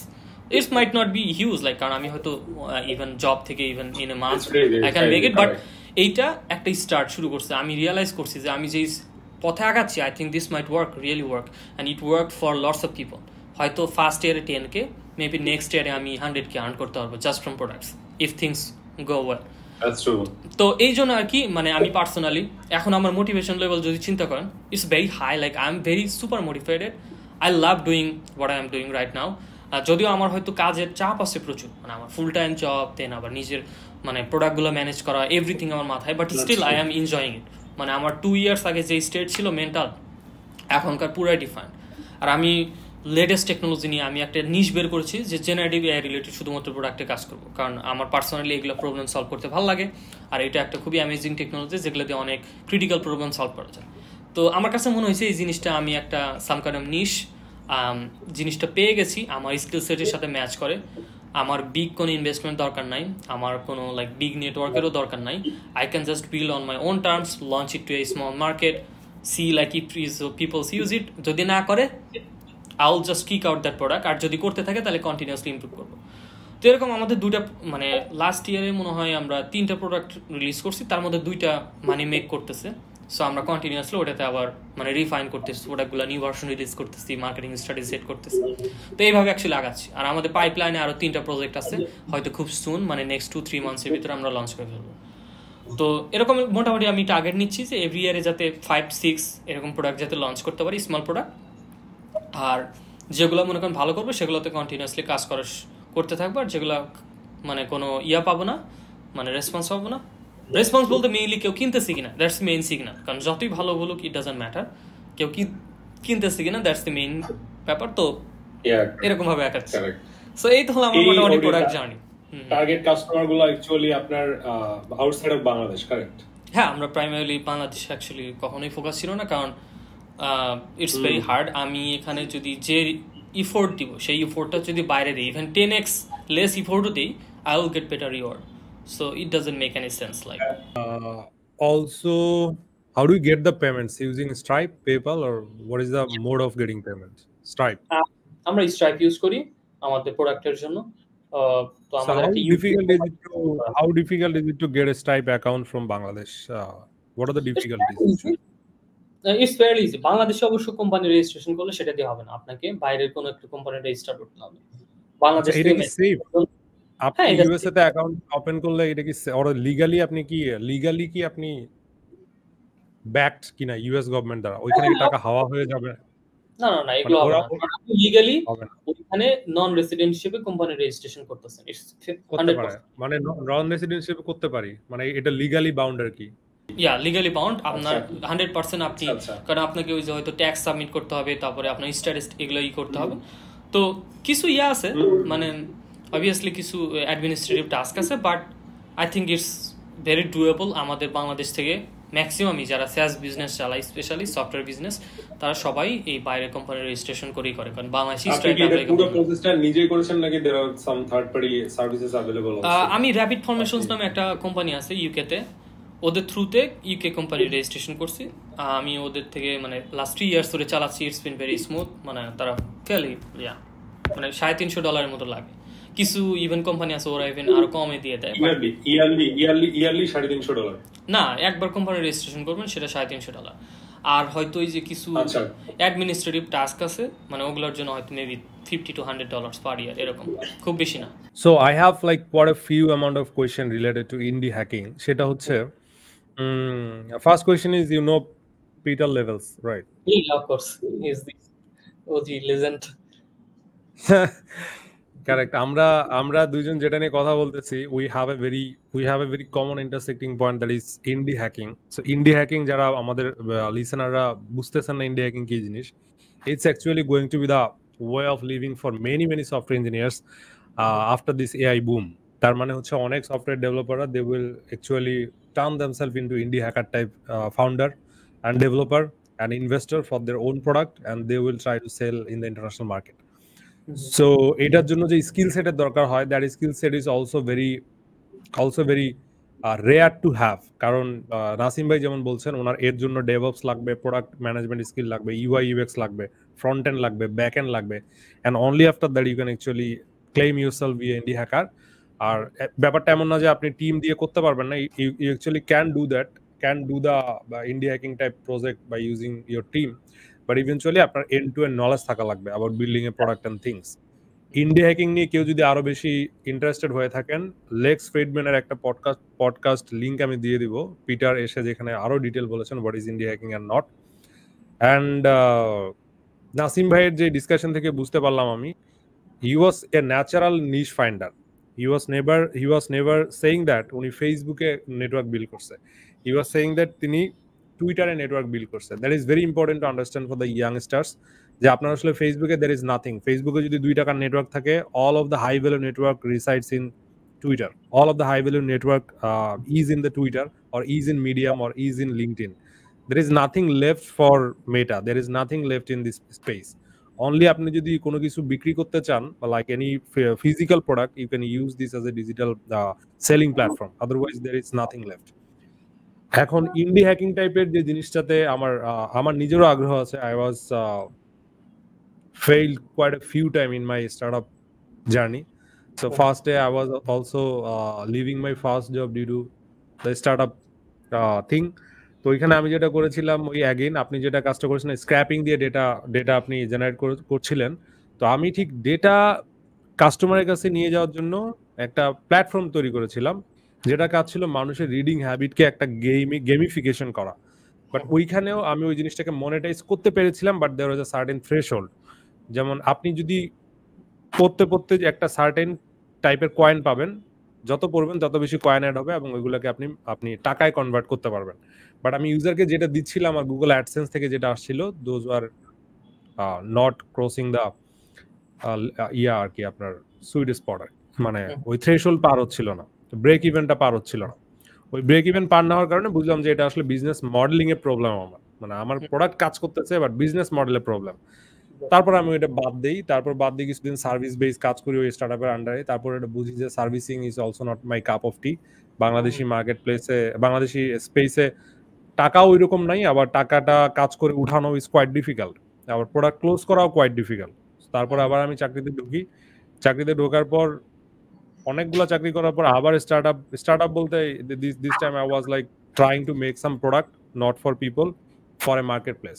বাট ওই মার্কেট প্লেসে যে কমপ্লায়েন্স ইস্যুগুলো আছে, ওই কমপ্লায়েন্স ইস্যুগুলো আমি মানে একটু লেস প্রায়োরিটাইজ করার কারণে it's actually CodeCanyon and Envato. So ওইখানে I actually got my biggest shock. So মানে এত বেশি কমপ্লায়েন্স ইস্যু ওদের, আই ওয়াজ ওভার কনফিডেন্ট যে আমি তো কোড পারি, আমার তো টিমটাও ভালো, বাংলাদেশের বেস্ট ইঞ্জিনিয়ারাই কাজ করতেছে এই টিমে, মানে রিভিউ করা ছিল, আমার যদিও জুনিয়র ইঞ্জিনিয়াররা ছিল, বাট রিভিউ করা ছিলাম আমি বেস্ট ইঞ্জিনিয়ারদের দিয়েই। But eventually as a founder হিসেবে আমার যতটুকু কমপ্লায়েন্স নলেজ থাকা দরকার ছিল ওই মার্কেট প্লেসের, ওইটা আমার ছিল না। And that market place is মানে খুবই ডিফিকাল্ট, এখন খুবই ডিফিকাল্ট। কারণ যারা আসলে বাংলাদেশি প্রোডাক্ট দিয়ে মানে ওই মার্কেট প্লেস ভরে গেছে বলা চলে আর কি, এত বেশি কোম্পানিজ বা এশিয়ান কান্ট্রিজ গুলো এখানে প্রোডাক্ট সাবমিশন করে।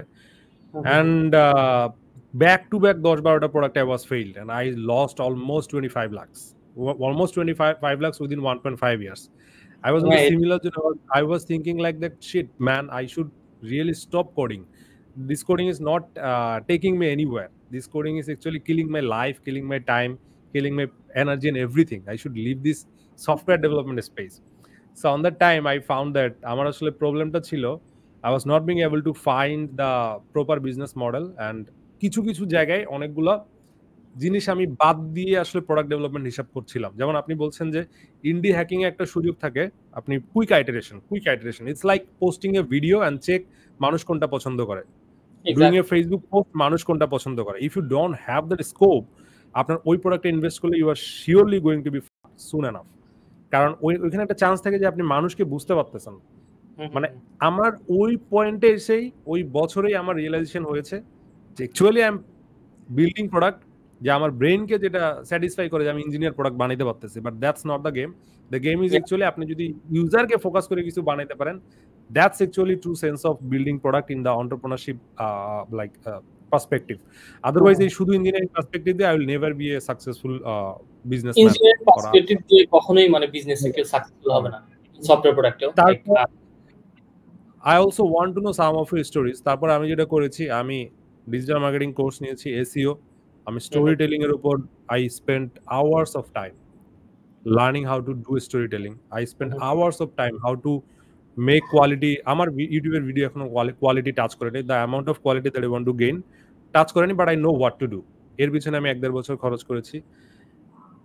And doing all this thing, I literally fairly, I want to say all of my audience that I literally just কি বলবো, এটা মানে এত লিমিটেড রিসোর্স নিয়ে আমাকে এগুলো করতে হয়েছে, কারণ I already had every experience and I already had nothing left in my bank account. So এইখানে আমি যে কাজটা করতেছি ডে টু ডে লাইফে, অন্য কোথাও কাজ করছি, আবার ঘুরে এসে আমার লার্নিং ইনজেক্ট করতেছি। I am basically still now in a learning mode, so that in the next time when I do build a product, I have more knowledge, more sense and less amount of failure chance. যে আমি পরের অ্যাটেম্পটা যদি একটু কম fail করি, এটা হচ্ছে আমার চেষ্টা। আমি জানি ফেল করাটা খুবই লাইকলি, বাট আমি ফেল করে হুট করে পাথরের উপর পড়তে চাই না। ফেল করে আমি একটা বালু বা একটা কুশনিং এর উপর পড়তে চাই। এটা আমি একটা দেখছিলাম স্টার্টআপ, কোরিয়ান স্টার্টআপ, ওই এআই এবং এমএল কি স্টার্টআপের খুবই নাইস স্টোরি। আমি সবাইকে মানে রিকোয়েস্ট করবো, রেকমেন্ড করবো এটা দেখতে। ওইখানে একটা কথা ছিল, লাইফে এমন রিস্ক নিবা যেই রিস্কটা নেওয়ার ফলে তোমার যদি অনেক বড় দোলনাতে ধরো তুমি দুলতেছো, দোলনাতে দুলাটা হচ্ছে স্টার্টআপ, আর থাপ করে পড়ে যাওয়াটা হচ্ছে এটার ফেইলিয়ার। পড়ে গিয়ে যাতে তুমি বালুর মধ্যে পড়ো, তুমি পাথরের মধ্যে না পড়ো, বা তুমি স্টোনের মধ্যে না পড়ো। তো ওই জিনিসটা আমি এখন একটু ফলো করি যে না, এখন একটু যাওয়া উচিত এইভাবে। তারপর বিশেষ করে পিটার লেভেলস ওর আপনার কনভারসেশন গুলা বা ইন্ডি হ্যাকিংটা আমি এর মধ্যে ডিসকভার করি, সেটা খুব বেশি দিন হবে না আসলে। এবং আমি যেটা মোস্টলি এনজয় করি যে আসলে মার্ক জাকারবার্গের মাথাটা কিভাবে চলে এটা বোঝার চেষ্টা করি। মানে আমার ছোট বলতে আর্লি এজ থেকেই, ইউনিভার্সিটি শুরু করার আগ থেকে বিল গেটসের মাথাটা কিভাবে কাজ করে এটা আমি বোঝার চেষ্টা করি। আমি নিজে কিভাবে ওদের 100%-এর 0.1%ও হইতে পারবো, আমি ওইটার একটা ডেভেলপ করার ট্রাই করি, অলওয়েজ ট্রাই করি। তো মার্ক জাকারবার্গের কিছু স্পেসিফিক ট্রেট আছে, কেন খুবই স্পেসিফিক ট্রেট আছে। ও যেটা এখন বলে যে ইন্ডিয়া হ্যাকিং এর যে ডিসকাশনটা আমরা বলতেছি, ও বলে কুইক ফেল হইতে হবে, তোমার কুইক আইটারেশনে যেতে হবে। যে জিনিসটা করতে তুমি ইউজার ফিডব্যাক পাইতে অনেক সময় লাগতেছে, এটা ফেল করবেই ফার্স্ট, মানে কুইক আইটারেশনে যেতে হবে। ও কিন্তু এই যে গ্লাসটা যে নামাইলো, সরি আমি গ্লাসের নাম ভুলে গেছি, ও এআই পাওয়ার যে আছে রেভেনের সাথে যে আপনার গ্লাসগুলো নিয়ে কাজ করতেছে, এটা কিন্তু ও আরো অনেক বছর ভিতরে রাখার প্ল্যান ছিল, মানে এটা ইন্টারনাল ডেভেলপমেন্টে রাখার প্ল্যান ছিল। কারণ ও এখন মার্কেটে আর্লি এটা ডেপ্লয় দিয়ে, অথবা প্রাইভেটলি আর্লি ডেপ্লয় দিয়ে এখন মার্কেট ফিডব্যাক টেস্ট করবে, মানুষ এটাকে কিভাবে নিচ্ছে, তারপর আরো কিছু ইমপ্রুভমেন্ট করার পরে এটাকে পাবলিক করবে। সো ওই তো ইন্ডিয়া হ্যাকিং নিয়ে আমার রিসেন্টলি আমি অনেক বেশি আমি নিজেও পজিটিভ ফিল করতেছি, but I am not sure if I will be making something or not in the India hacking style.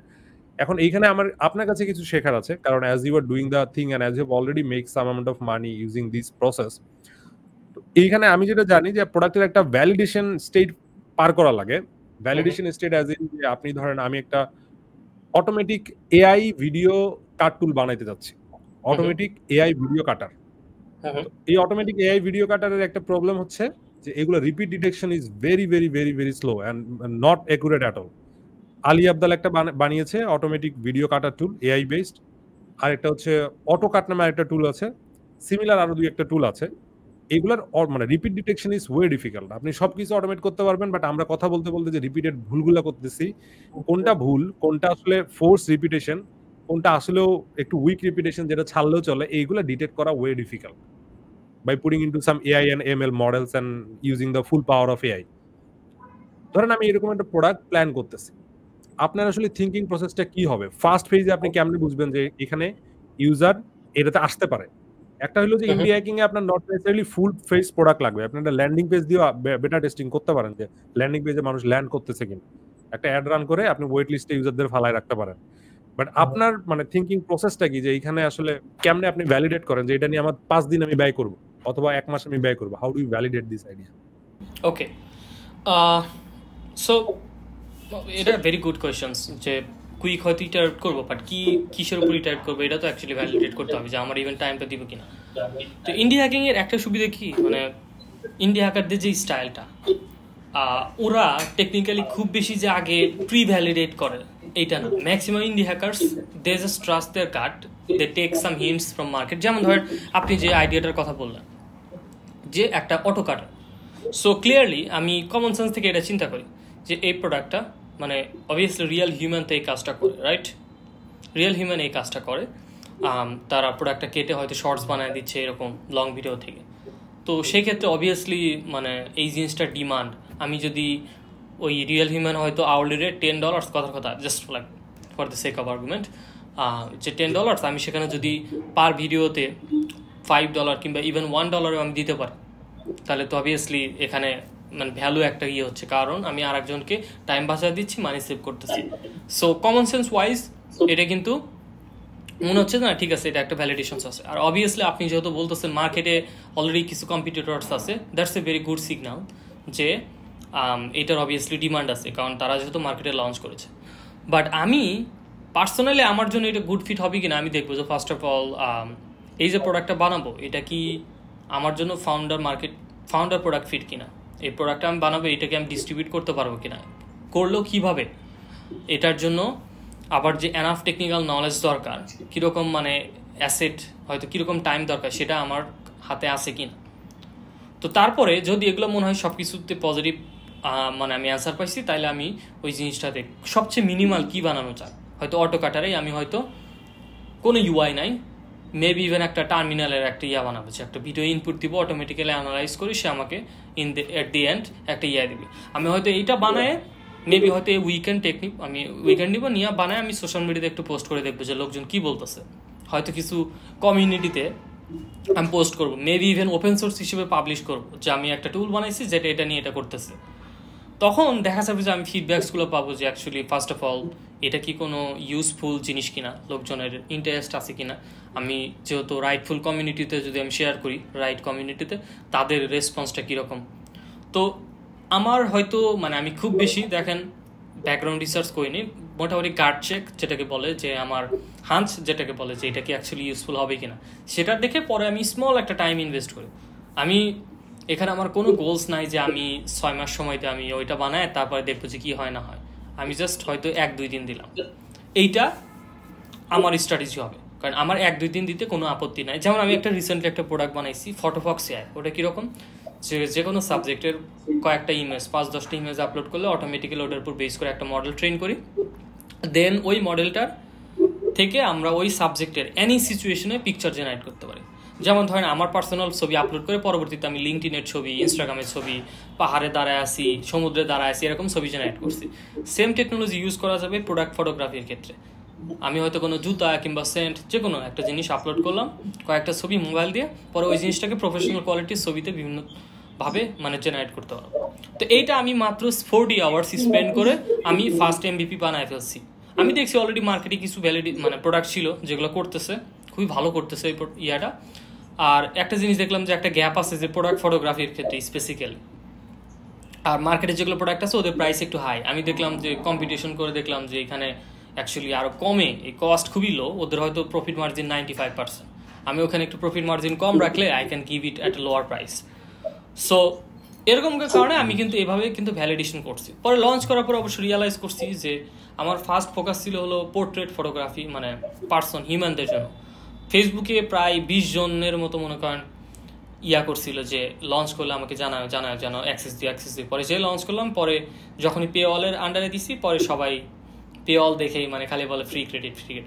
তারপর থেকে মনে করেন হিউম্যান, আমি বুঝলাম যে হয় আমার এই প্রোডাক্টটার জন্য কেউ পে করতে আগ্রহী না, অথবা আমি রাইট নাই, মার্কেটে নাই। সো পরে আমি একটু হালকা স্ট্র্যাটেজি চেঞ্জ করে আমি জানি যে এখানে ব্যক্তি সে হয়তো এভরিডে তার পোর্ট্রেট দরকার নাই, এগুলো হয়তো ফান হিসেবে সে ইউজ করবে। বাট আমি যদি এটা প্রোডাক্ট ফটোগ্রাফির ক্ষেত্রে ইউজ করি, তাহলে যেমন ধরেন শফি ভাই বিজনেস অনার কিংবা ফেসবুক মার্কেট প্লেসে সেল করে এরকম টাইপের বাইরের দেশের লোক, তাদের কিন্তু ছবি তুলতে অনেক টাকা লাগে। সেখানে যদি আমি তাদেরকে কস্টটা কমায় দিতে পারি, that's a huge like opportunity দেয়া। তো আমি হয়তো প্রোডাক্ট বানাইছি, বাট ওই জায়গায় মানে পার্সোনাল ফটোগ্রাফি না করে আমি এখন প্রোডাক্ট ফটোগ্রাফির দিকে যাচ্ছি। তো এইভাবে অ্যাকচুয়ালি ভাই আমি মানে জিনিসটি ইটারেট করি। আমি MVP বানাইতে মনে করেন অত মানে খুব বেশি চিন্তা করি না, কারণ একটা গার্ড চেক দিয়ে দেখি যে যদি মনে হয় যে না that is a demand, try করি। কেউ যদি ইন্টারেস্টেড না হয়, বুম, আমি আর ওটা নিয়ে কাজই করবো না। অ্যাটলিস্ট ওইটা আমার একটা সাম টেকনোলজিক্যাল শো অফ হিসেবে আমি রেখে দিতে পারবো। এইভাবে ভাই আমার মানে ফিলোসফি কাজ করে। That's a way of thinking also.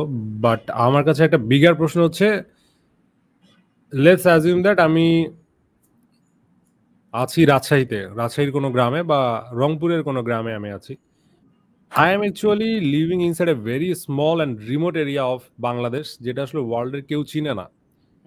Definitely আমি যখন কোনো প্রোডাক্ট বানাবো, if I think in a perspective of bigger world, আমার প্রোডাক্টটা নিয়ে কেউ জানবে না। So how do the first international client lands your landing page and page for you? What is the process of getting the first international customer? সেটা definitely আমার Facebook থেকে আসবে না, এটা ডেফিনেটলি আমার নিজের লোকাল নেটওয়ার্ক থেকে আসবে না। আসলেও that doesn't makes any sense or value to the actual and real business. I need the international customer. So আপনি কি এর জন্য কোনো এসইও স্ট্র্যাটেজিস, কোনো ডিজিটাল মার্কেটিং মানে চিন্তা করেন কিনা? এটা হচ্ছে ফার্স্ট প্রশ্ন। আর একটা প্রশ্ন হচ্ছে যে বিজনেস ভ্যালিডেশনের কেসে আমি আমি বলতেও সমস্যা নাই, I am actually trying to think of a product for myself, যেটা আসলে will collect all of the required data, will be integrated tools like Href or SEMrush, will be checking the Google Trends, will be checking the Answer Public, will be checking the Hosted or Bandwatch, will be checking the Product Hunt and Indie Hacker blog post and everything. I will check each and every source and it will actually show me some possibilities যে আমার এই বিজনেসটা workout করবে কি করবে না। and he'll also help me to bring 4 or 5 international customer to my landing page. I want to I want to build this kind of product for myself, not for the market. অন্তত এরকম একটা manual framework আমি try করছি এখন, but I am not sure যে এটা আমি automate কতটুকু করতে পারবো, but I will definitely do a framework and do better testing on that. And আমার প্ল্যান হচ্ছে যে আমি এটা প্লিজ কন্টিনিউ। আচ্ছা, আমার প্ল্যান হচ্ছে যে আমরা এটা নিয়ে একটু প্রোগ্রেস করার আমার প্ল্যান হচ্ছে। আপনার দুইটা প্রশ্ন আসলে, আপনি কি আসলে মানে ফার্স্ট ক্লায়েন্টটা কিভাবে আনবেন, আর ফার্স্ট ক্লায়েন্টটা আনার জন্য আপনি কোনো ডিজিটাল মার্কেটিং টেকনিক্স বা এগুলা ফলো করবেন কি করবেন না? What is the process actually? না, এটা ভেরি গুড কোয়েশ্চেন। কারণ খালি প্রোডাক্ট বানালাম বাট এই জিনিসটাকে আমি যদি ডিস্ট্রিবিউট করতে না পারি, একটা প্রসেস না থাকে, তাহলে কিন্তু হবে না। আমার প্রসেসটা আমি শেয়ার করি। আমার প্রসেসটা শেয়ার করি। It's fairly simple but continuously evolve করতেছি, much more efficient, much more like organised ফরম্যাটে। তো আমি যেটা করি যে কোনো একটা প্রোডাক্ট বানাই কন্টিনিউয়াসলি ওই জিনিসটাতে টুইটার, লিঙ্কডইন, ইভেন ফেসবুকেও, মানে ফেসবুকে অবশ্য কাস্টমার অ্যাকুইজিশনের জন্য না, এমনি জাস্ট মানে আপডেট শেয়ার করার জন্য, সব যেগুলো সোশ্যাল মিডিয়াতে আমি আসি সেগুলোতে আমি আপডেট শেয়ার করি। তো পরবর্তীতে মানে ফেসবুকে যেমন শেয়ার করার একটা উদ্দেশ্য হলো যে আমি পরে লঞ্চ করলে যাতে লোকজনের কথার কথা, আমি প্রোডাক্ট হান্টে লঞ্চ করলাম যাতে বাঙালি কমিউনিটির একটা সাপোর্ট পাইতে পারে। ওরা হয়তো কাস্টমার না, but they will try to support me. So এটা একটা, কিন্তু একদম যে মানে আমি কোনো উদ্দেশ্য ছাড়া করতেছি তা না। তো আমি যেটা করি যে কোনো একটা প্রোডাক্ট বানানোর পর ফার্স্ট আমি ওই প্রোডাক্টটা নিয়ে লঞ্চ করার পর আমি হয়তো ওই রিলেটেড যেগুলো কমিউনিটিস আছে, হয়তো রেডিট কোনো গ্রুপ, সাবরেডিট, আবার ইভেন ফেসবুক গ্রুপ, তারপরে আপনার লিঙ্কডইন গ্রুপ, ইভেন টুইটারের ভিতর সাম কাইন্ড অফ বাবল থাকে যে ইভেন যে এই টাইপের লোকজন কমেন্ট করলে সেখানে সামহাও মানে একটু ওয়েতে লাইক গেরিলা ওয়েতে প্রোডাক্টটা প্রমোট করে। এরকম বিভিন্ন জায়গায় আমি নিজেকে সার্ভিস এরিয়াটা মানে জাস্ট অর্গানিক্যালি, এটা এমন না যে খুব বেশি যে স্ট্র্যাটেজিক্যালি তা না, অর্গানিক্যালি যে জায়গায় মনে হয় যে এটা মানে ইউজফুল হতে পারে, একটু প্রমোশনাল না হয়ে কিভাবে মানে নন প্রমোশনাল ওয়েতে যে মানুষকে ভ্যালু দেওয়া যায় কিংবা ফ্রি হয়তো সামহাও দেওয়া যায়। তো এইভাবে আমি অ্যাকচুয়ালি আর্লি স্টেজে হয়তো 100, 1000 এরকম মনে করেন ইউজার নিয়ে আসি আমার ল্যান্ডিং পেজে, মানে ভিউয়ার। তো তার থেকে হয়তো কিছু কনভার্ট হয়, কিছু হবে না। তো এটা হওয়ার পর তারপরে আমি আপনার লঞ্চ করি, মানে প্রোডাক্ট হান্টে লঞ্চ করার পর ওটা হয় কি, মানে ফার্স্ট অফ অল যারা এসইও জানেন তারা অবভিয়াসলি জানেন যে প্রোডাক্টে অ্যাড করলে অবভিয়াসলি একটা এসইও বেনিফিট আছে, কারণ প্রোডাক্ট হান্টের যে মানে ডোমেন অথরিটি ওটা অনেক হাই, যার কারণে আপনারও একটা ডোমেন অথরিটি বেড়ে যায়। আর ওইটা যেহেতু ইন্টারন্যাশনাল একটা মানে লঞ্চিং প্লেস, ওইখানে পুরো দুনিয়ার লোকজন আছে প্রোডাক্ট রিলেটেড ইন্টারেস্টেড। তো আপনি যদি ফর সাম রিজন যদি প্রোডাক্ট 1 to 3 কিংবা ইভেন 5 ইভেন 10 এর ভিতরেও থাকতে পারেন, পরবর্তীতে প্রোডাক্ট হান্টে হয়তো সেদিন আপনার হয়তো 500, 1000 ইউজার মানে ভিজিটর আসলো, মেবি ইভেন লেস 100, বাট এরপরে সামহাও যদি আপনি র্যাঙ্ক করতে পারেন ফার্স্ট 10 কিংবা ফার্স্ট 5 প্রোডাক্টের ভিতরে, তখন প্রোডাক্ট হান্টের নিউজ লেটারে ওরা আবার পাবলিশ করে। আবার ওই প্রোডাক্ট হান্টে যারা টপ 5 প্রোডাক্ট তাদের নিয়ে আবার বিভিন্ন টুইটার অ্যাকাউন্ট, বিভিন্ন লিঙ্কডইন অ্যাকাউন্ট, বিভিন্ন ব্লগস ওগুলো নিয়ে আবার নিউজ করে, মানে ওরা আবার মানে বিভিন্ন আর্টিকেলস লেখে, যার কারণে আপনার ডিস্ট্রিবিউশনটা কন্টিনিউয়াসলি হইতেই থাকে, বিভিন্ন জায়গা থেকে অটোমেটিক্যালি ব্যাকলিঙ্ক পাইতে থাকেন। তো এইভাবে মানে আপনার একটা সার্ফেস এরিয়াটা গ্রো করতে থাকে ডিস্ট্রিবিউশনটা। তো আমরা একটা এক্সাম্পল দিই, যেমন আমরা ভোকালো যেদিন লঞ্চ করি প্রোডাক্ট হান্টার থেকে একটা সেলও আসে নাই, বাট আমরা প্রোডাক্ট অফ দি 4 না 3rd সামথিং লাইক দ্যাট, যদিও ফার্স্ট হওয়ার কথা ছিল, কিন্তু বাংলাদেশ থেকে প্রোডাক্ট লঞ্চ করলে ওরা খালি ভোট কমায় দেয়, খুবই ফালতু এটা, যদিও আর একটা ফ্রাস্ট্রেশন, যাক বাদ দেয়। বাট আমরা সেদিন কোনো সেল পাই নাই, কিন্তু পরে লাস্ট মানে এরপর 7 ডেজে আমরা কন্টিনিউয়াসলি মনে করেন সেল পাওয়া শুরু করছি। কি জন্য এটা হয়েছে, মানে ওই মান্থে আমরা প্রায় মনে হয় ওই 7 ডেজে প্রায় 500 না 8 মেবি $1000 সামথিং লাইক দ্যাট, কারণ কিছু আমাদের লাইফ টাইম সেল হয়েছিল, প্রায় $1000 আমাদের সেল আসছিল ওই 7 ডেজে। কি কারণে আমরা পরে অ্যানালাইজ করছি যে আমরা প্রোডাক্টটা পোস্ট করার পর ওই নাম্বার 4 তো প্রোডাক্ট হয়েছিলাম, পরে প্রোডাক্ট নিউজ লেটারে পোস্ট করছিল, পরে দেখলাম বিভিন্ন টুইটার অ্যাকাউন্ট আবার মনে করেন ওইটা আবার পোস্ট করছে, আবার ওইখান থেকে বিভিন্ন লোকজন ওইটা দেখে পরে রাশিয়ান সোশ্যাল মিডিয়া ওইখানে আবার আমাদের প্রোডাক্টটা সামহাও একজন শেয়ার করছিল, মেবি কোনো সেলিব্রিটি মানুষ, পরে ওই কমিউনিটিতে ভাইরাল হয়েছিল, পরে ওইখান থেকে আর লোকজন আসে। সো এইভাবে আর কি মানে সিম্পল একটা প্রোডাক্ট হান্টের মানে ডাউন দ্য রোড ইফেক্ট থাকে। তবে হ্যাঁ, সব প্রোডাক্ট হান্ট লঞ্চ হয়তো সাকসেসফুল হবে না, বাট এক মিনিমাম আপনার কোনো লসের কিছু নাই, উল্টা লাভ আছে, যেমন ডোমেন অথরিটিটা বার। আচ্ছা, এরপর আমরা কি করি, আমরা হলো এই বিভিন্ন ডিরেক্টরি আছে, ওই ডিরেক্টরি যেমন এআই, আমাদের যেহেতু ম্যাক্সিমাম এআই প্রোডাক্ট, এআই ডিরেক্টরিতে আমাদের প্রোডাক্টটা সাবমিট করি, যার কারণে কি হয় ওইখান থেকে একটা ডোমেন মনে করেন অথরিটিটা একটু বেড়ে যায়, একটা লিঙ্ক বিল্ডিং হয়, যদিও অনেকে এসইও ফ্যাক্টরস। তো এইভাবে করার কারণে আমরা গুগল সার্চ কনসোলের প্রোডাক্টে অ্যাড করি, পরে ধীরে ধীরে মানে গুগল অ্যানালিটিক্সে ট্র্যাক করতে থাকি কি হচ্ছে না হচ্ছে, গুগল সার্চ কনসোলে দেখি কোন কিওয়ার্ডটা র্যাঙ্ক করতেছে, যে কিওয়ার্ডটা র্যাঙ্ক করতেছে সেই কিওয়ার্ড রিলেটেড হয়তো আর্টিকেলস পাবলিশ করি আমাদের সাইটে, কিংবা ওই কিওয়ার্ড রিলেটেড ল্যান্ডিং পেজই বানাই depending on the volumes. So এইভাবে অ্যাকচুয়ালি আমরা স্ট্র্যাটেজিক লাগাই। তো যদিও আমরা খুব বেশি যে এর আগে আমরা অ্যাক্টিভলি মার্কেটিং করছি তা না, বাট বর্তমানে আমি একটা প্রসেস ডেভেলপ করতেছি যাতে এগুলা আরেকটু অটোমেট করা যায়, আরেকটু ফাস্ট আমরা মুভ করতে পারি। তো ওভারঅল এই ছিল আমাদের স্ট্র্যাটেজি, মানে মোস্টলি অর্গানিক। তো এরকম বিভিন্ন জায়গায় একটু লঞ্চ করা আর অটোমেটিক্যালি মানে বিভিন্ন জায়গা থেকে আসা। আর অবভিয়াসলি আপনার প্রোডাক্ট হ্যাঁ কিওয়ার্ডের এসইও, আপনার এসইও নিয়ে কাজ করার জন্য আপনি কি কি টুল ইউজ করেন, যেগুলো পেইড আসলে, মানে পেইড কি কি টুল ইউজ করেন? অনেস্টলি আমি এর আগে মানে আমি যেহেতু ডেভেলপার, আমার এসইও সম্পর্কে খুব বেশি ধারণা ছিল না, শুধুমাত্র আমাদের অন পেজ অপটিমাইজেশন যেগুলো ছিল সেগুলোর সম্পর্কে একটা আইডিয়া ছিল, বাট এর বাইরেও যে অনেক জিনিস আসছে সেগুলো জানতাম না। বাট রিসেন্টলি একটু এসইওতে ডিপ ডাইভ করা শুরু করছি মানে লার্নিং এর জন্য। কারণ আমি রিয়েলাইজ করছি এসইও অ্যাকচুয়ালি খুবই বেনিফিশিয়াল হতে পারে আমার প্রোডাক্টে। আমি সোফার টুলস ইজ এ ওই এইচরেফ সেমরা সেগুলো একটু এক্সপেন্সিভ, আমার খুব বেশি লাগে না অত ফুল ফ্লেস্ট, যার কারণে আমি যে একটু অল্টারনেটিভ আছে শুধুমাত্র কিওয়ার্ড রিসার্চের জন্য, যেমন এসইও টুলস নামে একটা টুলস আছে ওটা ইউজ করতাম, এখনও করি। আমি হয়তো খুব শীঘ্রই এই স্টেপসের সাবস্ক্রিপশন নিব, কারণ এটা আমার রিয়েলাইজ করছি আমার দরকার, কারণ এখন আমি একটু লার্জ স্কেলে যাইতে যাচ্ছি। তো এইটাই। আর গুগল সার্চ কনসোল এটা তো মনে করেন অবভিয়াসলি অলওয়েজ লাগবে, আর গুগল অ্যানালিটিক্সে ট্র্যাক করা। আর আরেকটা জিনিস ইউজার বিহেভিয়ার অ্যানালাইজ করার জন্য পোস্ট হগ নামে একটা অ্যানালিটিক্স প্ল্যাটফর্ম আছে, ওটা ইউজ করি। ওদের ফ্রি টায়ারই ভেরি জেনারেস। তো এরকম আর কি মোটামুটি ওভারঅল একটা প্যাকেজ আছে। বাট আমি বলবো যে আমি মার্কেটিংয়ে এখনও নুবস, আই এম স্টিল লার্নিং, কারণ I have long way to go. তো এখন আমার মেইনলি ফোকাস হলো মার্কেটিংয়ে। মানে আমি এতদিন অনেক জিনিস করছি, বাট আমি দেখছি যে আমি যদি প্রোডাক্টটা ডিস্ট্রিবিউট না করতে পারি ইট ডাজন্ট মিন এনিথিং। আমি অ্যামেজিং প্রোডাক্ট বানাইতে পারি, সেম প্রোডাক্ট মনে করেন। আপনার যে সাবস্ক্রিপশন নিয়ে আমরা যে ডিসকাশনে ছিলাম, I want to close that subscription section. What are the other useful subscription do you use that are paid? আর কি কি পেইড সাবস্ক্রিপশন আপনি ইউজ করেন? আচ্ছা, আমার সাবস্ক্রিপশনস যেমন ধরেন এই চ্যাট জিপিটি প্লাস ক্লড দুটাই লাগে $40 2020। তারপরে আবার আমার এই যে পোস্টমার্ক থেকে ইমেল টিমেল সেন্ড কলেজ সেগুলো আছে। আবার আমার টিমে যত লোকজন আছে তাদের আমরা এপিআই থ্রুতে আমি ওপেন এ ইউজ করতে দিই, সেখানে দেখা যায় প্রায় এভরি মান্থে $50 to $100 যায়। আবার ইয়া আছে আপনার কিরকম আসে এপিআই বিলটা, কিরকম আসে এপিআই বিল? আই থিঙ্ক পার ইউজারে $5 $10 এরকম ধরতে পারেন। মানে আপনারও আই থিঙ্ক মেবি কম লাগতে পারে, কিন্তু আমি আবার পাওয়ার ইউজার, আমার ওই ওপেন এর ইয়াকে নাই, মানে ওটাকে নেই বেটার, কারণ আমি প্রচুর ইউজ করি আমার ডেইলি কাজ সব ক্ষেত্রে। এপিআই দিয়ে তারা কিভাবে ইন্টিগ্রেট করে? ওটা কি ভিএস কোডের কোনো টুল দিয়ে ইন্টিগ্রেট? না, কিছু ওপেন সোর্স টুলসও আছে, বাট আমি একটা পেইড টুলস কিনছি টাইপিং মাইন্ড নামে। ওদের একটা মানে লাইফ টাইম সাবস্ক্রিপশন ছিল $39। আমি 2টা সাবস্ক্রিপশন কিনছি।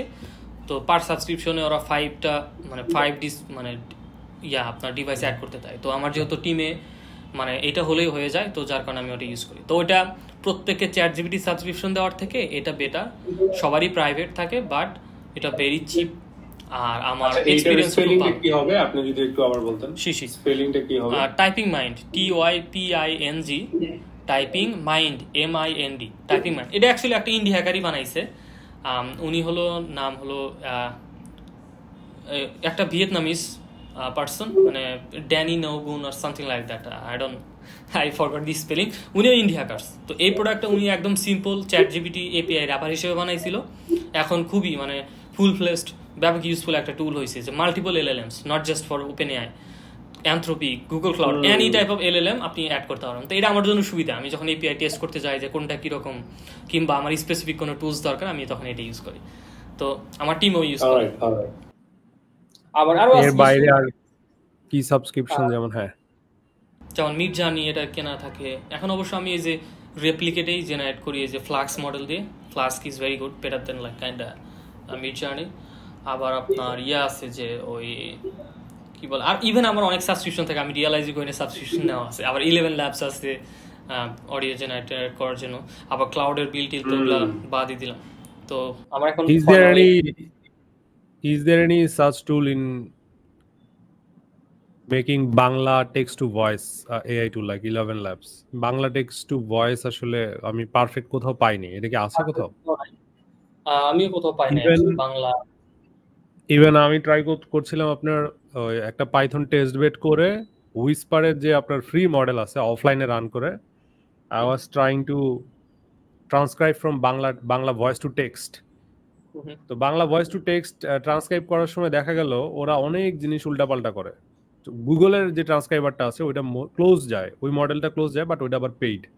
গুগলেরটা ভেরি অ্যাকুরেট। গুগল হচ্ছে ট্রান্সলেশন এন্ড ট্রান্সক্রাইবিং এর জন্য, মানে এটা বলে ASR, আমি যদি ভুল না বলে থাকি, অ্যাডভান্স স্পিচ রিকগনিশন টুল। তো আমার আবার ওই যে অটো কাটারটা বানানোর জন্য ASR লাগতেছে, কারণ আমাকে টেক্সট সেগমেন্টেশন থেকেই বুঝতে হবে কোনটা মিনিংফুল রিপিটিশন, কোনটা হচ্ছে যে বাংলার ক্ষেত্রে গুগলেরটাই সবচেয়ে বেস্ট। গুগলেরটা বেস্ট, কারেক্ট। আর অবশ্যই যে আপনার 11 ল্যাবস, ওপেন এআই, এগুলোর আবার ভয়েস খুবই এক্সপেন্সিভ। আমাদের তো আমাদের বেস্ট অ্যাপ্লিকেশন, ওই ক্ষেত্রে ওদের আবার রেট লিমিটও খুবই কম, যার কারণে আমরা প্রোডাক্টাইজ করতে পারিনি। তো পরে আমরা গুগল ক্লাউডের মানে ভয়েস ইউজ করতেছি, ফেয়ারলি চিপ, ইটস ওকে, মানে not as good as 11 labs or মানে ওপেনআই, কারণ আমাদের ক্ষেত্রে অত কোয়ালিটি দরকার নাই, কারণ আমাদের ইউজ কেস ইজ ডিফারেন্ট, মানে জাস্ট প্র্যাকটিস করার জন্য, ইংলিশ প্র্যাকটিস করা, তো সেই জন্য আমরা ওটা ইউজ করতেছি। It's fairly good. আর একটা সম্পূরক প্রশ্ন, speaking about the cloud thing, so আপনি যেহেতু ডেভঅপসে আছেন, it becomes easier for you to host the applications back end and front end and everything and choose the low cost solution or even take a server and run everything inside like Peter does. এক সার্ভারে সব করে ওই লোক তো পুরো crazy লাগে আমার কাছে যে কেমনে সম্ভব, বাট ওর তো করতেছে, বাট এগুলা নিয়ে বলেও আর কি, ও নিজেও হাসে ওর প্র্যাকটিস দেখে যে কি করতেছে না করতেছে, আমার কাছে ফানি লাগে। বাট কথা হচ্ছে যে আপনার জন্য যে এআই হোস্টিং গুলো, আপনি এআই সলিউশন গুলো ইউজ করেন, এগুলো কি সেলফ হোস্টেড কিছু আছে নাকি সব র্যাপার টাইপের মানে সলিউশন নিয়ে আপনি কাজ করছেন ইনিশিয়ালি? না, এটা আপনি ভালো কোয়েশ্চেন বলছেন। সো এখানে একটা জিনিস, যে আমি হয়তো ইঞ্জিনিয়ারিং মাইন্ড যদি ইউজ করি, তাহলে হয়তো আমি ভাববো যে আমি অন্যকে কি জন্য টাকা দিব, আমি তো নিজেই সবকিছু সেলফ হোস্ট করতে পারি। বাট আমার বিজনেস মাইন্ড যেটা বলে যে ভাই টাইম যে যাবে, তোমার যে একটা হেডেক থাকবে, তোমার যে সার্ভার ডাউন হলে আবার ম্যানেজ করতে হবে, এটা ব্যাপার। তো আমি যে জিনিসটা করি, আমি জাস্ট বিকজ আমি যে ডেভঅপস ইঞ্জিনিয়ার, তার মানে এই না যে আমার সবকিছু কমপ্লেক্স সলিউশনস কিংবা চিপার খুঁজতে হবে, তা না। আমার সবচেয়ে মোস্ট অপটিমাইজ যেটা আমার জন্য টাইম বাঁচাবে, হেডেক কম হবে, সেটা আমি ইউজ করি। আমার ফ্রন্ট এন্ডগুলা সবগুলো হোস্টেড আছে হলো ইয়াতে, ক্লাউডফ্লেয়ারে, free, no charge. Cloudflare is great, like I love it. I swear it. মানে যতগুলো ফ্রন্ট এন্ড হোস্টিং প্রোভাইডার আছে, নেটলিফাই বলেন, এই ভার্সেল বলেন, এগুলো খুবই expensive, specially for teams, but Cloudflare everything is free. আচ্ছা, ওইটা গেল ফ্রন্ট এন্ডে। আর ব্যাক এন্ড হোস্টিং আমরা গুগল ক্লাউডে ক্লাউড রান ইউজ করি। এইটা any type of dockerised container, stateless, সেটা আপনি ওখানে হোস্ট করতে পারবেন। আমার যেহেতু নোড.জেএস অ্যাপ্লিকেশন, ওইখানে আমি করতে পারি। আর কিছু আছে ক্লাউড রানের কিছু লিমিটেশনস আছে, যেমন যেহেতু ওটা সার্ভারলেস এনভায়রনমেন্ট, আমাদের যেগুলো সকেট বেসড কানেকশন আছে সেখানে ভালো কাজ করে না, সামহাও মানে কানেকশন ক্লোজ করে দেয়। তো যার কারণে ওই ক্ষেত্রে আমরা হলো ইয়াতে হোস্ট করি, আপনার ওই রেন্ডারে আমরা কিছু অ্যাপ্লিকেশন সেখানে হোস্ট করি। তো এইভাবে আর কি হাইব্রিড স্ট্র্যাটেজি।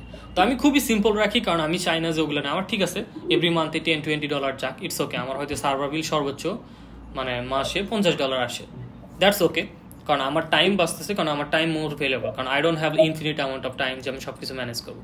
তো এটা ম্যানেজ করার জন্য আমার একটা ব্যাকএন্ড ডেভেলপার আছে, সে এগুলো অলরেডি ফ্যামিলিয়ার, আমি তাকে শিখাই দিছি যে তুমি ক্লাউড রানে এইভাবে পুশ করবা, তারপরে রেন্ডারে এইভাবে করবা, অটোমেটিক্যালি আমাদের ডিপ্লয়েড মানে CI/CD পাইপলাইন আছে, আমি কোনো পুশ করলে মেইনে অটোমেটিক্যালি ডিপ্লয়েড হয়ে যায়।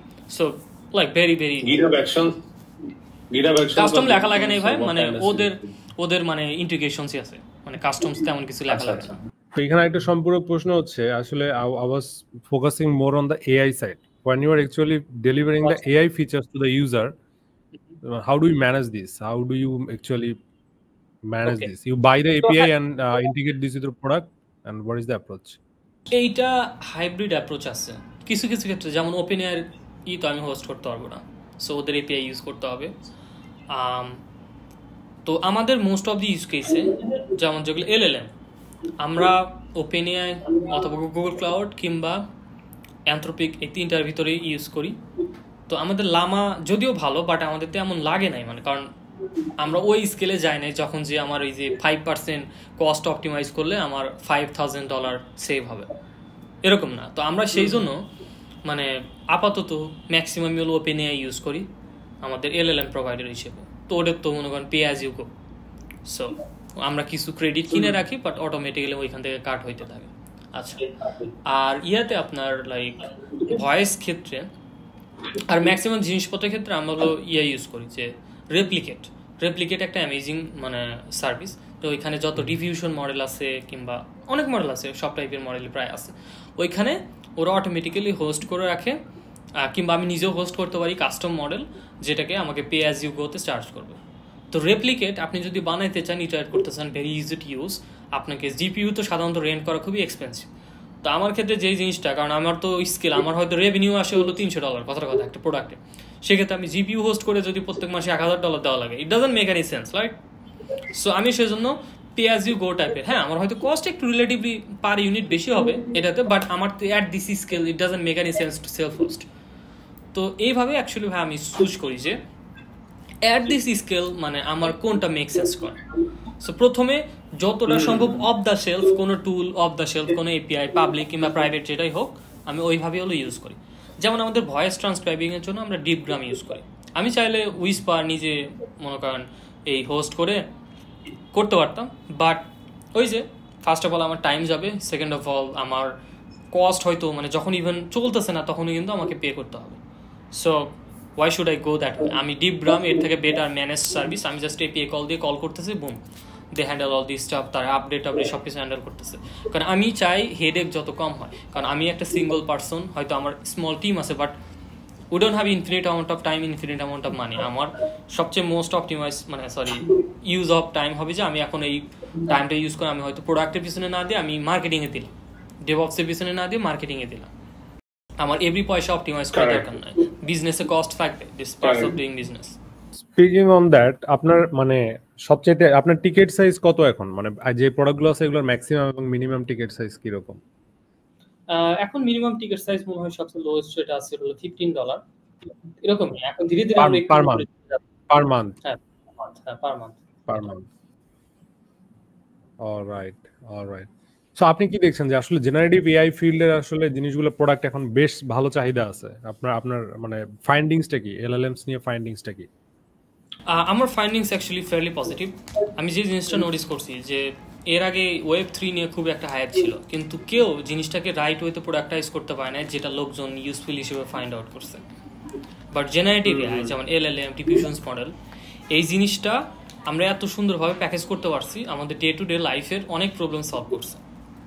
আমি নিজেই ইউজ করি, যেমন ধরেন আগে I use two hate writing, but এখন আমি কি করি, আমি এই ChatGPT তো ডেস্কটপ অ্যাপ আছে, ওইখানে আমি হলো ভয়েস টাইপিং টাইপের ফিচার, মানে আমি ভয়েস দিয়ে বলতেছে, ওইখানে একটা হিজিবিজি আমার টেক্সট হুইসপার দিয়ে দিল, পরে আমি ওইটাকে এলএলএমকে বলে একটু সুন্দর করে রাইট করে দাও, বলি যে আমার টোন ঠিক রেখে শুধুমাত্র গ্রামারটা আমার যেগুলো আছে ফিক্স করা কিংবা একটু আগে পিছিয়ে রাখা, এরকম।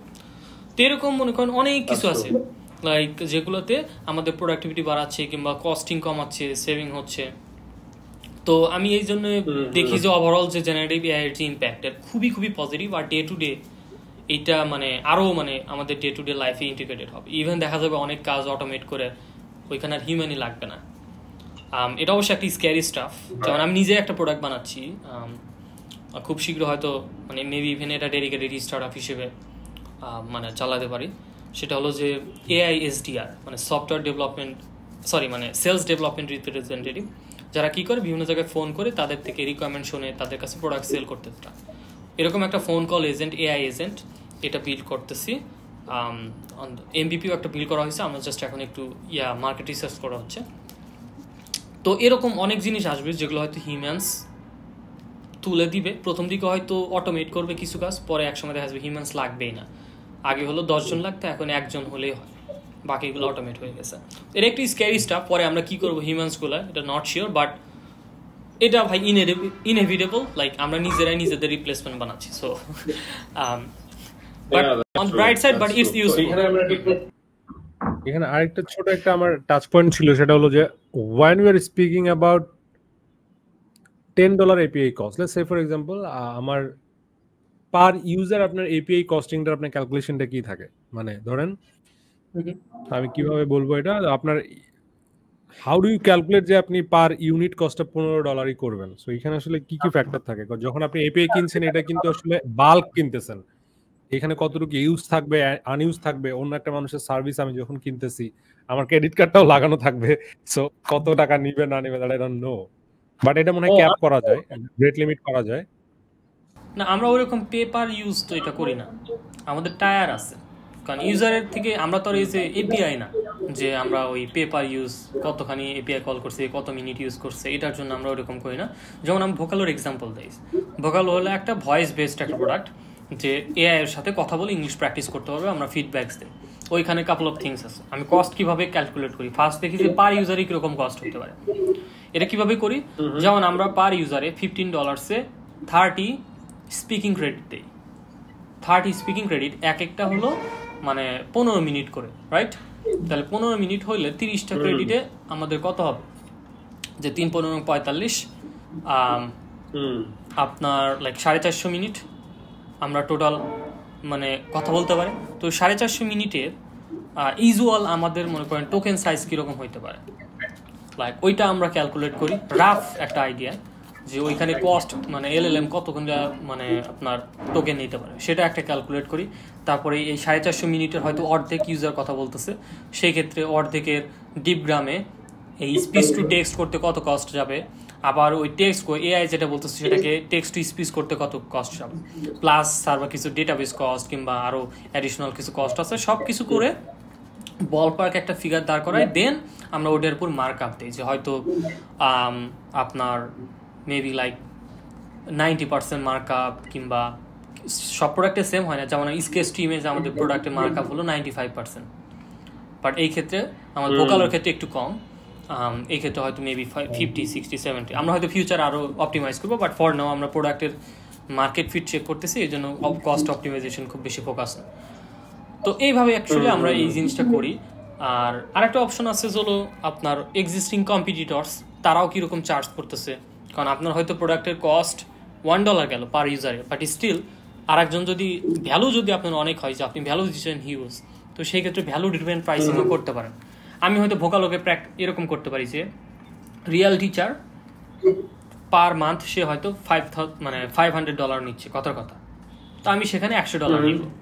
এইভাবে ভ্যালু ড্রিভেন আমার কয় টাকা খরচ হচ্ছে এলএলএমে ইট ডাজেন্ট ম্যাটার, আমি ভ্যালু কতখানি প্রোভাইড করতেছি সেই ক্ষেত্রে। এগুলো কাজে লাগে হলো বিটুবি প্রোডাক্টের ক্ষেত্রে, কারণ ওইখানে আপনি কতখানি টাইম সেভ করতেছেন, কতখানি মানি সেভ করতেছেন, সেই অনুযায়ী চার্জ করতে পারেন। আপনি ক্রেডিট প্রোভাইড করেন বেসড অন সাম, এটা রিফিল আর কি, আমি টাকা দিলাম 30 ক্রেডিট কিনলাম, এই 30 ক্রেডিট ইনটু 15 মিনিটস আমি সার্ভিস পাবো আর কি, প্র্যাকটিসিং আওয়ারটা পাবো, এইরকম কিছুটা। এক্স্যাক্টলি, যে আপনার ভোকালোতে $15 একটা সাবস্ক্রিপশন নিয়েছেন, আপনি পার মান্থে 30টা করে স্পিকিং ক্রেডিট পাবেন, ইচ স্পিকিং ক্রেডিট 15 মিনিটস এইভাবে। সো এইখানে একটা ম্যাটার আছে, ধরেন না আপনি কি রিসেন্টলি আপনার এমএল অপস বা এগুলা নিয়ে আপনি স্টাডি করছেন, মানে what is the, let's say for example any of your product gets that viral, so what will be the strategy, still will be using the API sheet or going to make your own? আমি কিভাবে calculate করবো, দেখেন আমার product যদি হঠাৎ করে viral হয় যে এভরি মান্থে আমার 10K USD রেভিনিউ আসতেছে, আমার এপিআই ইউজ করতেছি, সেখানে দেখতেছি যে আমার মানে ওই এপিআই পে করতে হচ্ছে 3000 ইভেন 5000 USD, তো সেই ক্ষেত্রে আমি ক্যালকুলেট করবো যে এই জিনিসটা আমি যদি সেলফ হোস্ট করি কথার কথা, কিংবা সার্ভার কিনে ডেডিকেটেডলি, সেক্ষেত্রে কীরকম কস্ট সেভিং হবে, আবার ওই জিনিসটা করতে কীরকম সময় লাগবে, আমি কি 3 মান্থস কিংবা 6 মান্থে আমার এইটা কি কস্টটা মেক সেন্স করে কিনা, ওই সেলফ হোস্টিংয়ে যাওয়া অ্যাডিশনাল যে হেডেক আসবে, আমার হয়তো হিউম্যান পাওয়ার লাগবে যেটাকে ম্যানেজ করার জন্য, আমি নিজেই হয়তো আমার টাইম দিলে আমার টাইমের একটা ভ্যালু আছে, তো এইভাবে ক্যালকুলেট করে হিসেব করবো যে অ্যাকচুয়ালি আমার এখানে যাওয়া ঠিক হবে কি। আর মানে অবভিয়াসলি মার্কেটে কম্পিটিটরস থাকে প্রত্যেক জিনিসটাই, যেমন রেপ্লিকেটের হয়তো কম্পিটিটর আছে, আমি হয়তো রেপ্লিকেটের কোনো মডেল কন্টিনিউসলি ইউজ করতেছি, আমার স্কেলটা বড় হয়ে গেছে, তখন হয়তো রেপ্লিকেট না ইউজ করে বাসেতেন ইউজ করবো, যেমন বাসেতেন হলো pay as you go GPU service, ওইখানে যে কোনো মডেল হোস্টিং করতে পারবেন, ওইখানে একটু কস্ট রেপ্লিকেটের থেকে একটু কম, কারণ ওইখানে একটু অ্যাডিশনাল কাজ আছে আপনার, বাট ওই স্কেলে হয়তো আমার জন্য মেক সেন্স করবে, বাট এরপর ওই স্কেল পার হয়ে যদি মনে হয় যে না আরও অপটিমাইজ করার দরকার প্রাইস কিংবা এই যে কস্ট, তখন আমি হয়তো কোনো পাবলিক ক্লাউডে গিয়ে, যেমন গুগল ক্লাউড, অ্যাজিউর কিংবা AWS হোয়াটএভার যে যায়, ওইখান থেকে ডিরেক্টলি জিপিইউ নিয়ে সেখানে আমি হোস্ট করব, এরকম অ্যাকচুয়ালি স্ট্র্যাটেজি। কারণ আমার বিজনেসের ক্ষেত্রে আমার সবচেয়ে এখন ফাইন্যান্সিয়ালি কোনটা মেক সেন্স করে, not as a engineer but as a businessman, ওইটা আমি করি। আগে হয়তো আমি এক্সাইটেড থাকতাম যে এই জিনিসটা তো মনে করো আমি অমুক যাই হোস্ট করলে মানে এত কমে পাবো, কিন্তু এখন রিয়েলাইজ করি ইট doesn't make any sense, like খালি কমে পাবো যে এই মানে না ওইখানে করতে হবে। That's true. So we actually finished almost all of our discussion, but এখানে আরো অনেকগুলা সাইডের জিনিস প্যারামিটার আমরা মিস করেছি। I will be waiting for the new discussion very soon. But শেষ হওয়ার আগে, আমাদের আজকের ডিসকাশনটা শেষ হওয়ার আগে আসলে আমি আপনার কাছে মানে বেশ কিছু মানে কুইক আনসার আমি জানতে চাই, যেগুলো হচ্ছে যে একদম র্যাপিড ফায়ার টাইপের আনসার জানতে চাই। So what is the maximum amount of money that you make in a month? What was the amount in a month আপনার maximum income? I think it was around like maybe 15K plus USD. 15K plus. Maybe even more. That's including your business and your remote job, correct? Yes. That's nice. So, and what is your feeling about leaving the educational path? Do you ever think that you should go back again and pursue your higher studies and academic studies? না, আমি kind একটু এই ব্যাপারে জেদি। I don't have any interest আমি কখনো ছিলও না। আমি এখন আরো বেশি জেদি, কারণ I want to show that alternate ওয়েতে থিঙ্কিং ও possible, like it can be done. It's hard বাংলাদেশে বসে থেকে, but it can be obviously done. Alternate way, yeah, that's true. এটা থিওরিটাকে আমি বলি, I will add a picture image with this conversation, যেটা আসলে মানে আমরা যেটা ডিসকাস করতেছি অল্টারনেট ওয়েতে কোনো কিছু অ্যাচিভ করা ইজ ওয়ে ডিফিকাল্ট, বাট আপনাকে আগে নিজেকে বিপদে ফালাইতে হবে। নিজেকে বিপদে ফালাইলে then you have the kick and then you actually achieve something, যেটা আসলে বিপদ থেকে আপনাকে বাঁচতেই হবে, আদারওয়াইজ আপনার কোনো আর অপশন খোলা নাই। সো একটা প্রশ্ন হচ্ছে যে where do you see yourself, only working on the LLM space or moving somewhere else within next 1 or 2 years? I think next 1-2 years I'll definitely like continuously work in the AI field, কারণ এটা huge like transformational scope আছে, আর in terms of like business there is like huge like potentials as well.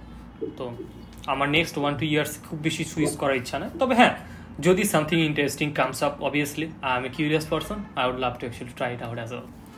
All right, and আপনার কাছে যদি কোনো suggestion থাকে for the youngsters and for the indie hacker and for the self taught coder যারা আসলে alternate path explore করতে চায়, what are the qualities they should have and what is your ultimate advice for them, if you can do this shortly? আচ্ছা, যদিও অনেক broad একটা questions করছেন, but I would try to be like okay. So the thing is though, আমি যে জিনিসটা realise করছি, আমাদের সাধারণত মানে সোসাইটিতে যে কোনো নর্ম থাকলে আমরা ওইটাই ফলো করি, বাট অল্টারনেট যার ওয়ে থাকে এই জিনিসটাতে ভয় পায়। আমি বলবো যে first of all trust your gut. Obviously enough information নিতে হবে, your gut might be wrong, like your intuition might be wrong, but fail করতে ভয় করা উচিত না। আমার কথা যে ঠিক আছে, I can fail, like I am okay to fail. যেমন আমার কোম্পানিতে হয়তো লাস্ট 3 years আমি প্রায় 75 লাখ টাকার মতো ইনভেস্ট করছি উইদাউট লাইক আমার এবং আমার ভাইয়ার ইভেন মানে কস্ট ছাড়াই, লাইক সরি মানে আমাদের স্যালারি ছাড়াই ফ্রিতে কাজ করতেছি, but still I am like okay to do it, কারণ আমি জানি যে আজ হোক পরে হোক সাকসেসফুল হবেই। তো আমাদের এই ফেলিয়ার জিনিসটাকে ভয় পাইলে কখনো দেখা যায় আগে হয় না, যেটাই হয়তো রিমোট জব পাওয়া কিংবা কোনো প্রোডাক্ট স্টার্ট করা কিংবা ইন্ডিয়া হ্যাকিং কিংবা স্টার্ট আপ করা, এনিথিং। আমার কাছে যেটা মনে হয় যে আমরা ফেইলিওরকে টু মাচ ভয় পাই। তবে হ্যাঁ অবভিয়াসলি অনেক সময় ডিভাস্টেটিং ইফেক্টও থাকে, ইটস নর্মাল। ইভেন আপনি সেফেস্ট পথে গেলেও কিন্তু ফেল হতে পারেন। অনেকে অ্যাকাডেমিক্যালি কম্পিউটার সায়েন্সে পড়ছে, but still they are not getting any jobs, আমি অনেককে চিনি। তো আমরা হয়তো ভাবি যে শুধুমাত্র অল্টারনেট ওয়েতে গেলেই যে ওইখানে বিপদ বেশি, তা না। লাইক ইভেন সিম্পল পথে গেলেও আপনার বিপদ হইতে পারে। তো ওইটাকে ভয় পাওয়া যাবে না, ফেইলিওরকে ভয় না পেয়ে কোনো কিছু যদি মনে হয় যে this can be done, this should be done, আপনার যদি মনে হয় যে পার্সোনালি ইনটুইশনাস, I think you should pursue it. কী বলতেছে সোশ্যাল যে নর্ম, সেগুলো খুব বেশি না দেখে আপনি ওয়ার্ল্ড ওয়াইড এক্সাম্পলস দেখেন। কেউ যদি আমেরিকায় বসে করতে পারে, ঠিক আছে, বাংলাদেশে হয়তো এক্স্যাক্টলি হবে না, but at least there is a chance, মানে সামহাও ওরা কীভাবে করছে এই জিনিসটা কিন্তু লার্ন করতে পারে, এটাই আর কি। আর আমি সবসময় যে কোনো কিছুতে গ্লোবাল কমিউনিটিতে লুক আপ করি, লোকালি কী হচ্ছে ইট ডাজেন্ট ম্যাটার, কারণ এরা সবাই দেখা যায় যে 5-10 বছর পিছায় আছে। সো আমার ওই টাইপের লোকজনের সাথে কানেকশন দরকার, যারা আমি যে টাইপের লোকজন হইতে চাই, তো ওই টাইপের লোকজনকে ফলো করা উচিত। এইভাবে অ্যাকচুয়ালি আমি আঁকাই, যদি অনেক বড় বড় কথা বলে ফেললাম, so I did not go সামহার, but that's true, that's in a sense is true, but আমাদের লোকাল কমিউনিটিতে is actually happening so many things that probably you don't know. এখানে অনেক মানুষজন আছে, আমরা যেমন আপনি যে এআই স্পেসে কাজ করছেন, some of my seniors are actually trying to bring some Bangla LLM model. Like I didn't mean dishonor anybody. Obviously Bangladeshi talented people আছে, আমি in a general sense যে আমরা একটু পিছায় থাকি, in a general sense that's true. In a general ওই যেমন আমি যদি হ্যাঁ জি আমি যদি ধরেন এখন বলি এআই জিনিসগুলো এস্টাবলিশ হওয়ার পরে বাংলাদেশের জিনিসগুলো আউটসোর্স করবে, তখনই আমরা এই জিনিসগুলো নিয়ে কাজ করতে পারবো। আমরা আসলে মানে একদম নিউ কাটিং এজ টেকনোলজি সাথে সাথেই বাংলাদেশে আসে না, in that sense that's true. যেমন আমি একটা এক্সাম্পলস দিই, লাস্ট এক্সাম্পলস, সেটা হলো যে আমাদের ম্যাক্সিমামই যারা কম্পিউটার সায়েন্স ফিল্ডে আছে তারা ভাবে যে শুধুমাত্র জবই একমাত্র ক্যারিয়ার পাথ। যেমন আমি এখন আমার কিছু ফ্রেন্ড আছে তাদেরকে আমি সাজেস্ট করি, ভাই তুমি বাংলাদেশে হয়তো জব স্টার্ট করলে তুমি কত পাবা স্যালারি, কথা কথা 50,000, 1 লাখ। 1 লাখ পাওয়া তাও একটু মানে down the road, not any time soon, হয়তো কাপল অফ ইয়ার্সের পর। তো তুমি অল্টারনেট ওয়েতে একটু থিঙ্কিং করো, তুমি স্মল কিছু টুলস প্রোডাক্ট বানাও, সেটা রিলিজ করো। রিলিজ করে দেখো, মানে তোমার খুব বেশি অ্যামেজিং মার্কেটার হইতে হবে না, টুকটাক তুমি বানাও সাইড প্রজেক্ট হিসেবে, তোমার ফুল টাইম জব আছে করতে থাকো।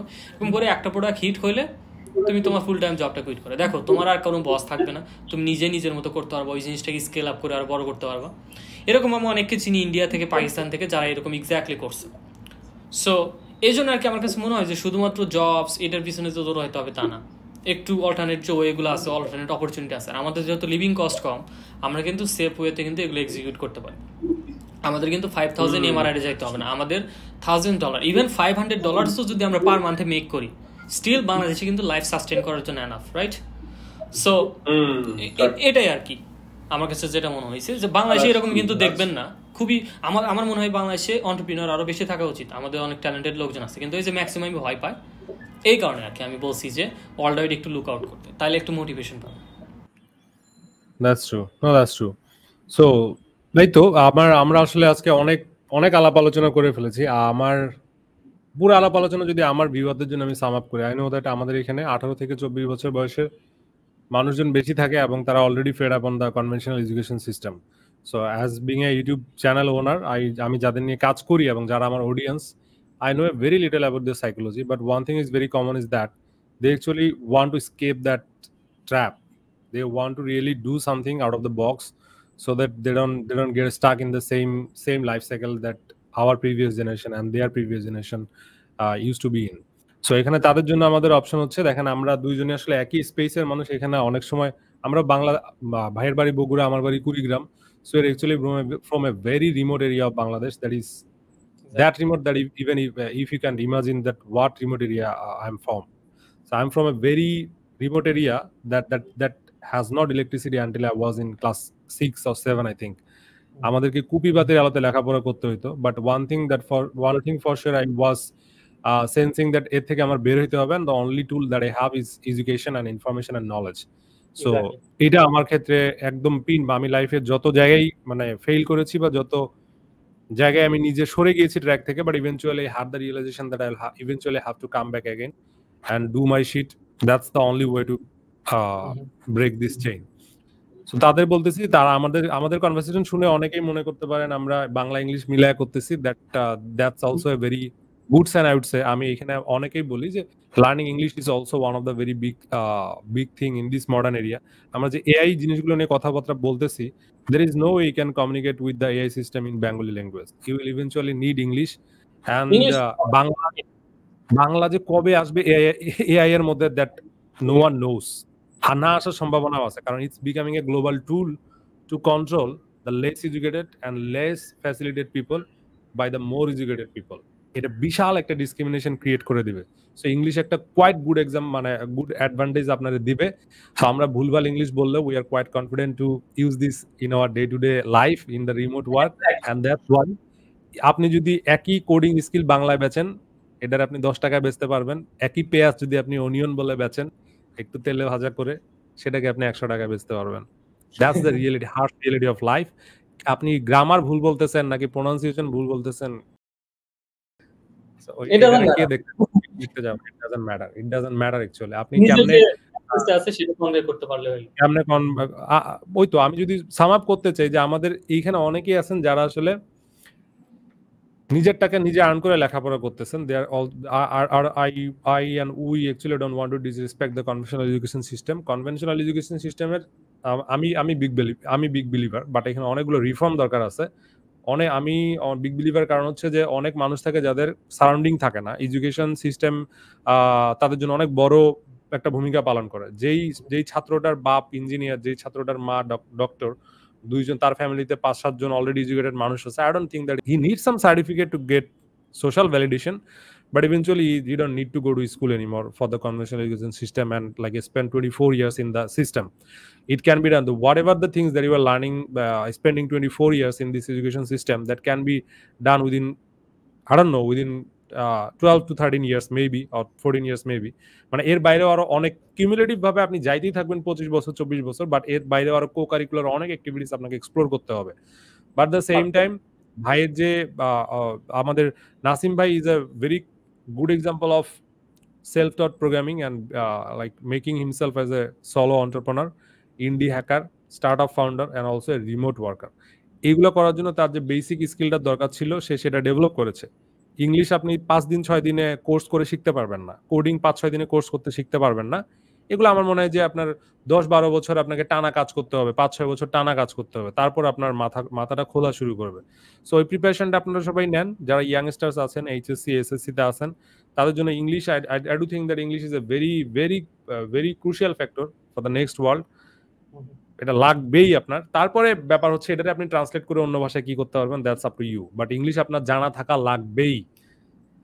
এইটা হচ্ছে মেসেজ। আর সেকেন্ড মেসেজ হচ্ছে try to build some skills, try to do YouTube, try to practice public speaking, try to learn marketing, try to learn engineering, try to learn everything. কারণ এখন একজন মানুষ ফুল স্ট্যাক, যে একজন engineer সে একজন marketer হয়ে যেতে পারছে, যে একজন ইঞ্জিনিয়ার সে একজন সেলসম্যান হয়ে যেতে পারছে। সো এবং এটা অন্য ডোমেনের ক্ষেত্রেও সত্য। এমন আমরা এখন যে কোর্সগুলো দেখছি যে কিভাবে কোডিং শিখবেন, আমি কিছু কোডিং ক্লাসও নেই, তো আমার এখন আমাকে অল্টারনেট থিঙ্ক করতে হচ্ছে যে আসলে কোডিং শিখলেও একজন মানুষ আমরা যেভাবে শিখি হয়তো সেইভাবে আর কোডিংও শেখানোও থাকবে না, সফটওয়্যার ডেভেলপমেন্টও থাকবে না। It will be a natural language. Eventually the fundamentals will be the same, but natural language process করেই আমরা এখন সফটওয়্যার মেক করতেছি in most of the cases. Even ডেভঅপসে আপনি ভালো বলতে পারবেন নাসিম ভাই, যে ডেভঅপসের যে configuration file, no one spend that amount of time to write configuration file, key value pair wise, এত টাইম ইউজ করে কেউ লিখবে না। আমার অনেক এসকিউএল লেখা লাগে, আমি ম্যাক্সিমাম টাইমে জাস্ট এআই ইউজ করি, কারণ ইটস জাস্ট লাইক সো আমি ন্যাচারাল ল্যাঙ্গুয়েজ এক্সপ্রেস করি, পরে হয়ে যায়। বাট ওই তো আপনার নেটওয়ার্কিং ফান্ডামেন্টাল না থাকলে আপনার সফটওয়্যার হোস্ট করার পরে যে এটার কি বাপ মা কে হবে, দাদা কে হবে, নো ওয়ান নোজ, বাট ওইটা তো জানা থাকা লাগবেই। That's why the computer science comes in. So আপনার ফান্ডামেন্টাল থাকা লাগবেই, আপনার নলেজ থাকা লাগবেই। সো আমরা নাসিম ভাই আই উইল প্ল্যান সামথিং, আমরা 2-3টা প্রোডাক্ট নেক্সট আরেকটা আমি রিকোয়েস্ট করবো, if you have free time আমরা 2-3টা প্রোডাক্ট নিয়ে যেটা করব নেক্সট কোনো একটা পডকাস্টে আমরা যেটা করব 2-3টা প্রোডাক্ট নিয়ে এগুলো আইডিয়া ভ্যালিডেশন করব। এবং আমাদের এখানে অনেকেই আছেন যারা স্টার্ট আপ করতে চান, they don't know how to validate their ideas. আমি কোয়াইট শিওর যে যেই লস আমি খেয়েছি, যেই লস আপনি খেয়েছেন, that is quite good amount. যদি আপনি কনসিডার করেন আমাদের আসলে খুবই রিমোট এরিয়া থেকে, বাংলাদেশের একদম প্রত্যন্ত অঞ্চল থেকে এত দূর পর্যন্ত এসে যে সেভ মানিটা ব্যাংকে থাকা কথা, উই অ্যাকচুয়ালি এটাকে আমরা পটকা বানিয়ে উড়াই দিছি। So that experience also have some values, যেটা কমিউনিটির সাথে শেয়ার করা উচিত, সো দ্যাট আদার পিপলস এর জন্য তাদের লাইফটা একটু ইজি হয়। সো আমরা ইনশাআল্লাহ এই ধরনের একটা ডিসকাশন করব। But for today I will thank you for attending my podcast and sharing your stories. Definitely waiting for the next one. Of course, like thank you for attending in my YouTube channel. তো আজকের মতো আমরা এখানেই বিদায় নিচ্ছি। সবাই ভালো থাকবেন, সুস্থ থাকবেন, আপনি ভালো থাকবেন নাসিম ভাই, আবার কথা হবে আমাদের। ঠিক আছে, ভালো থাকবেন।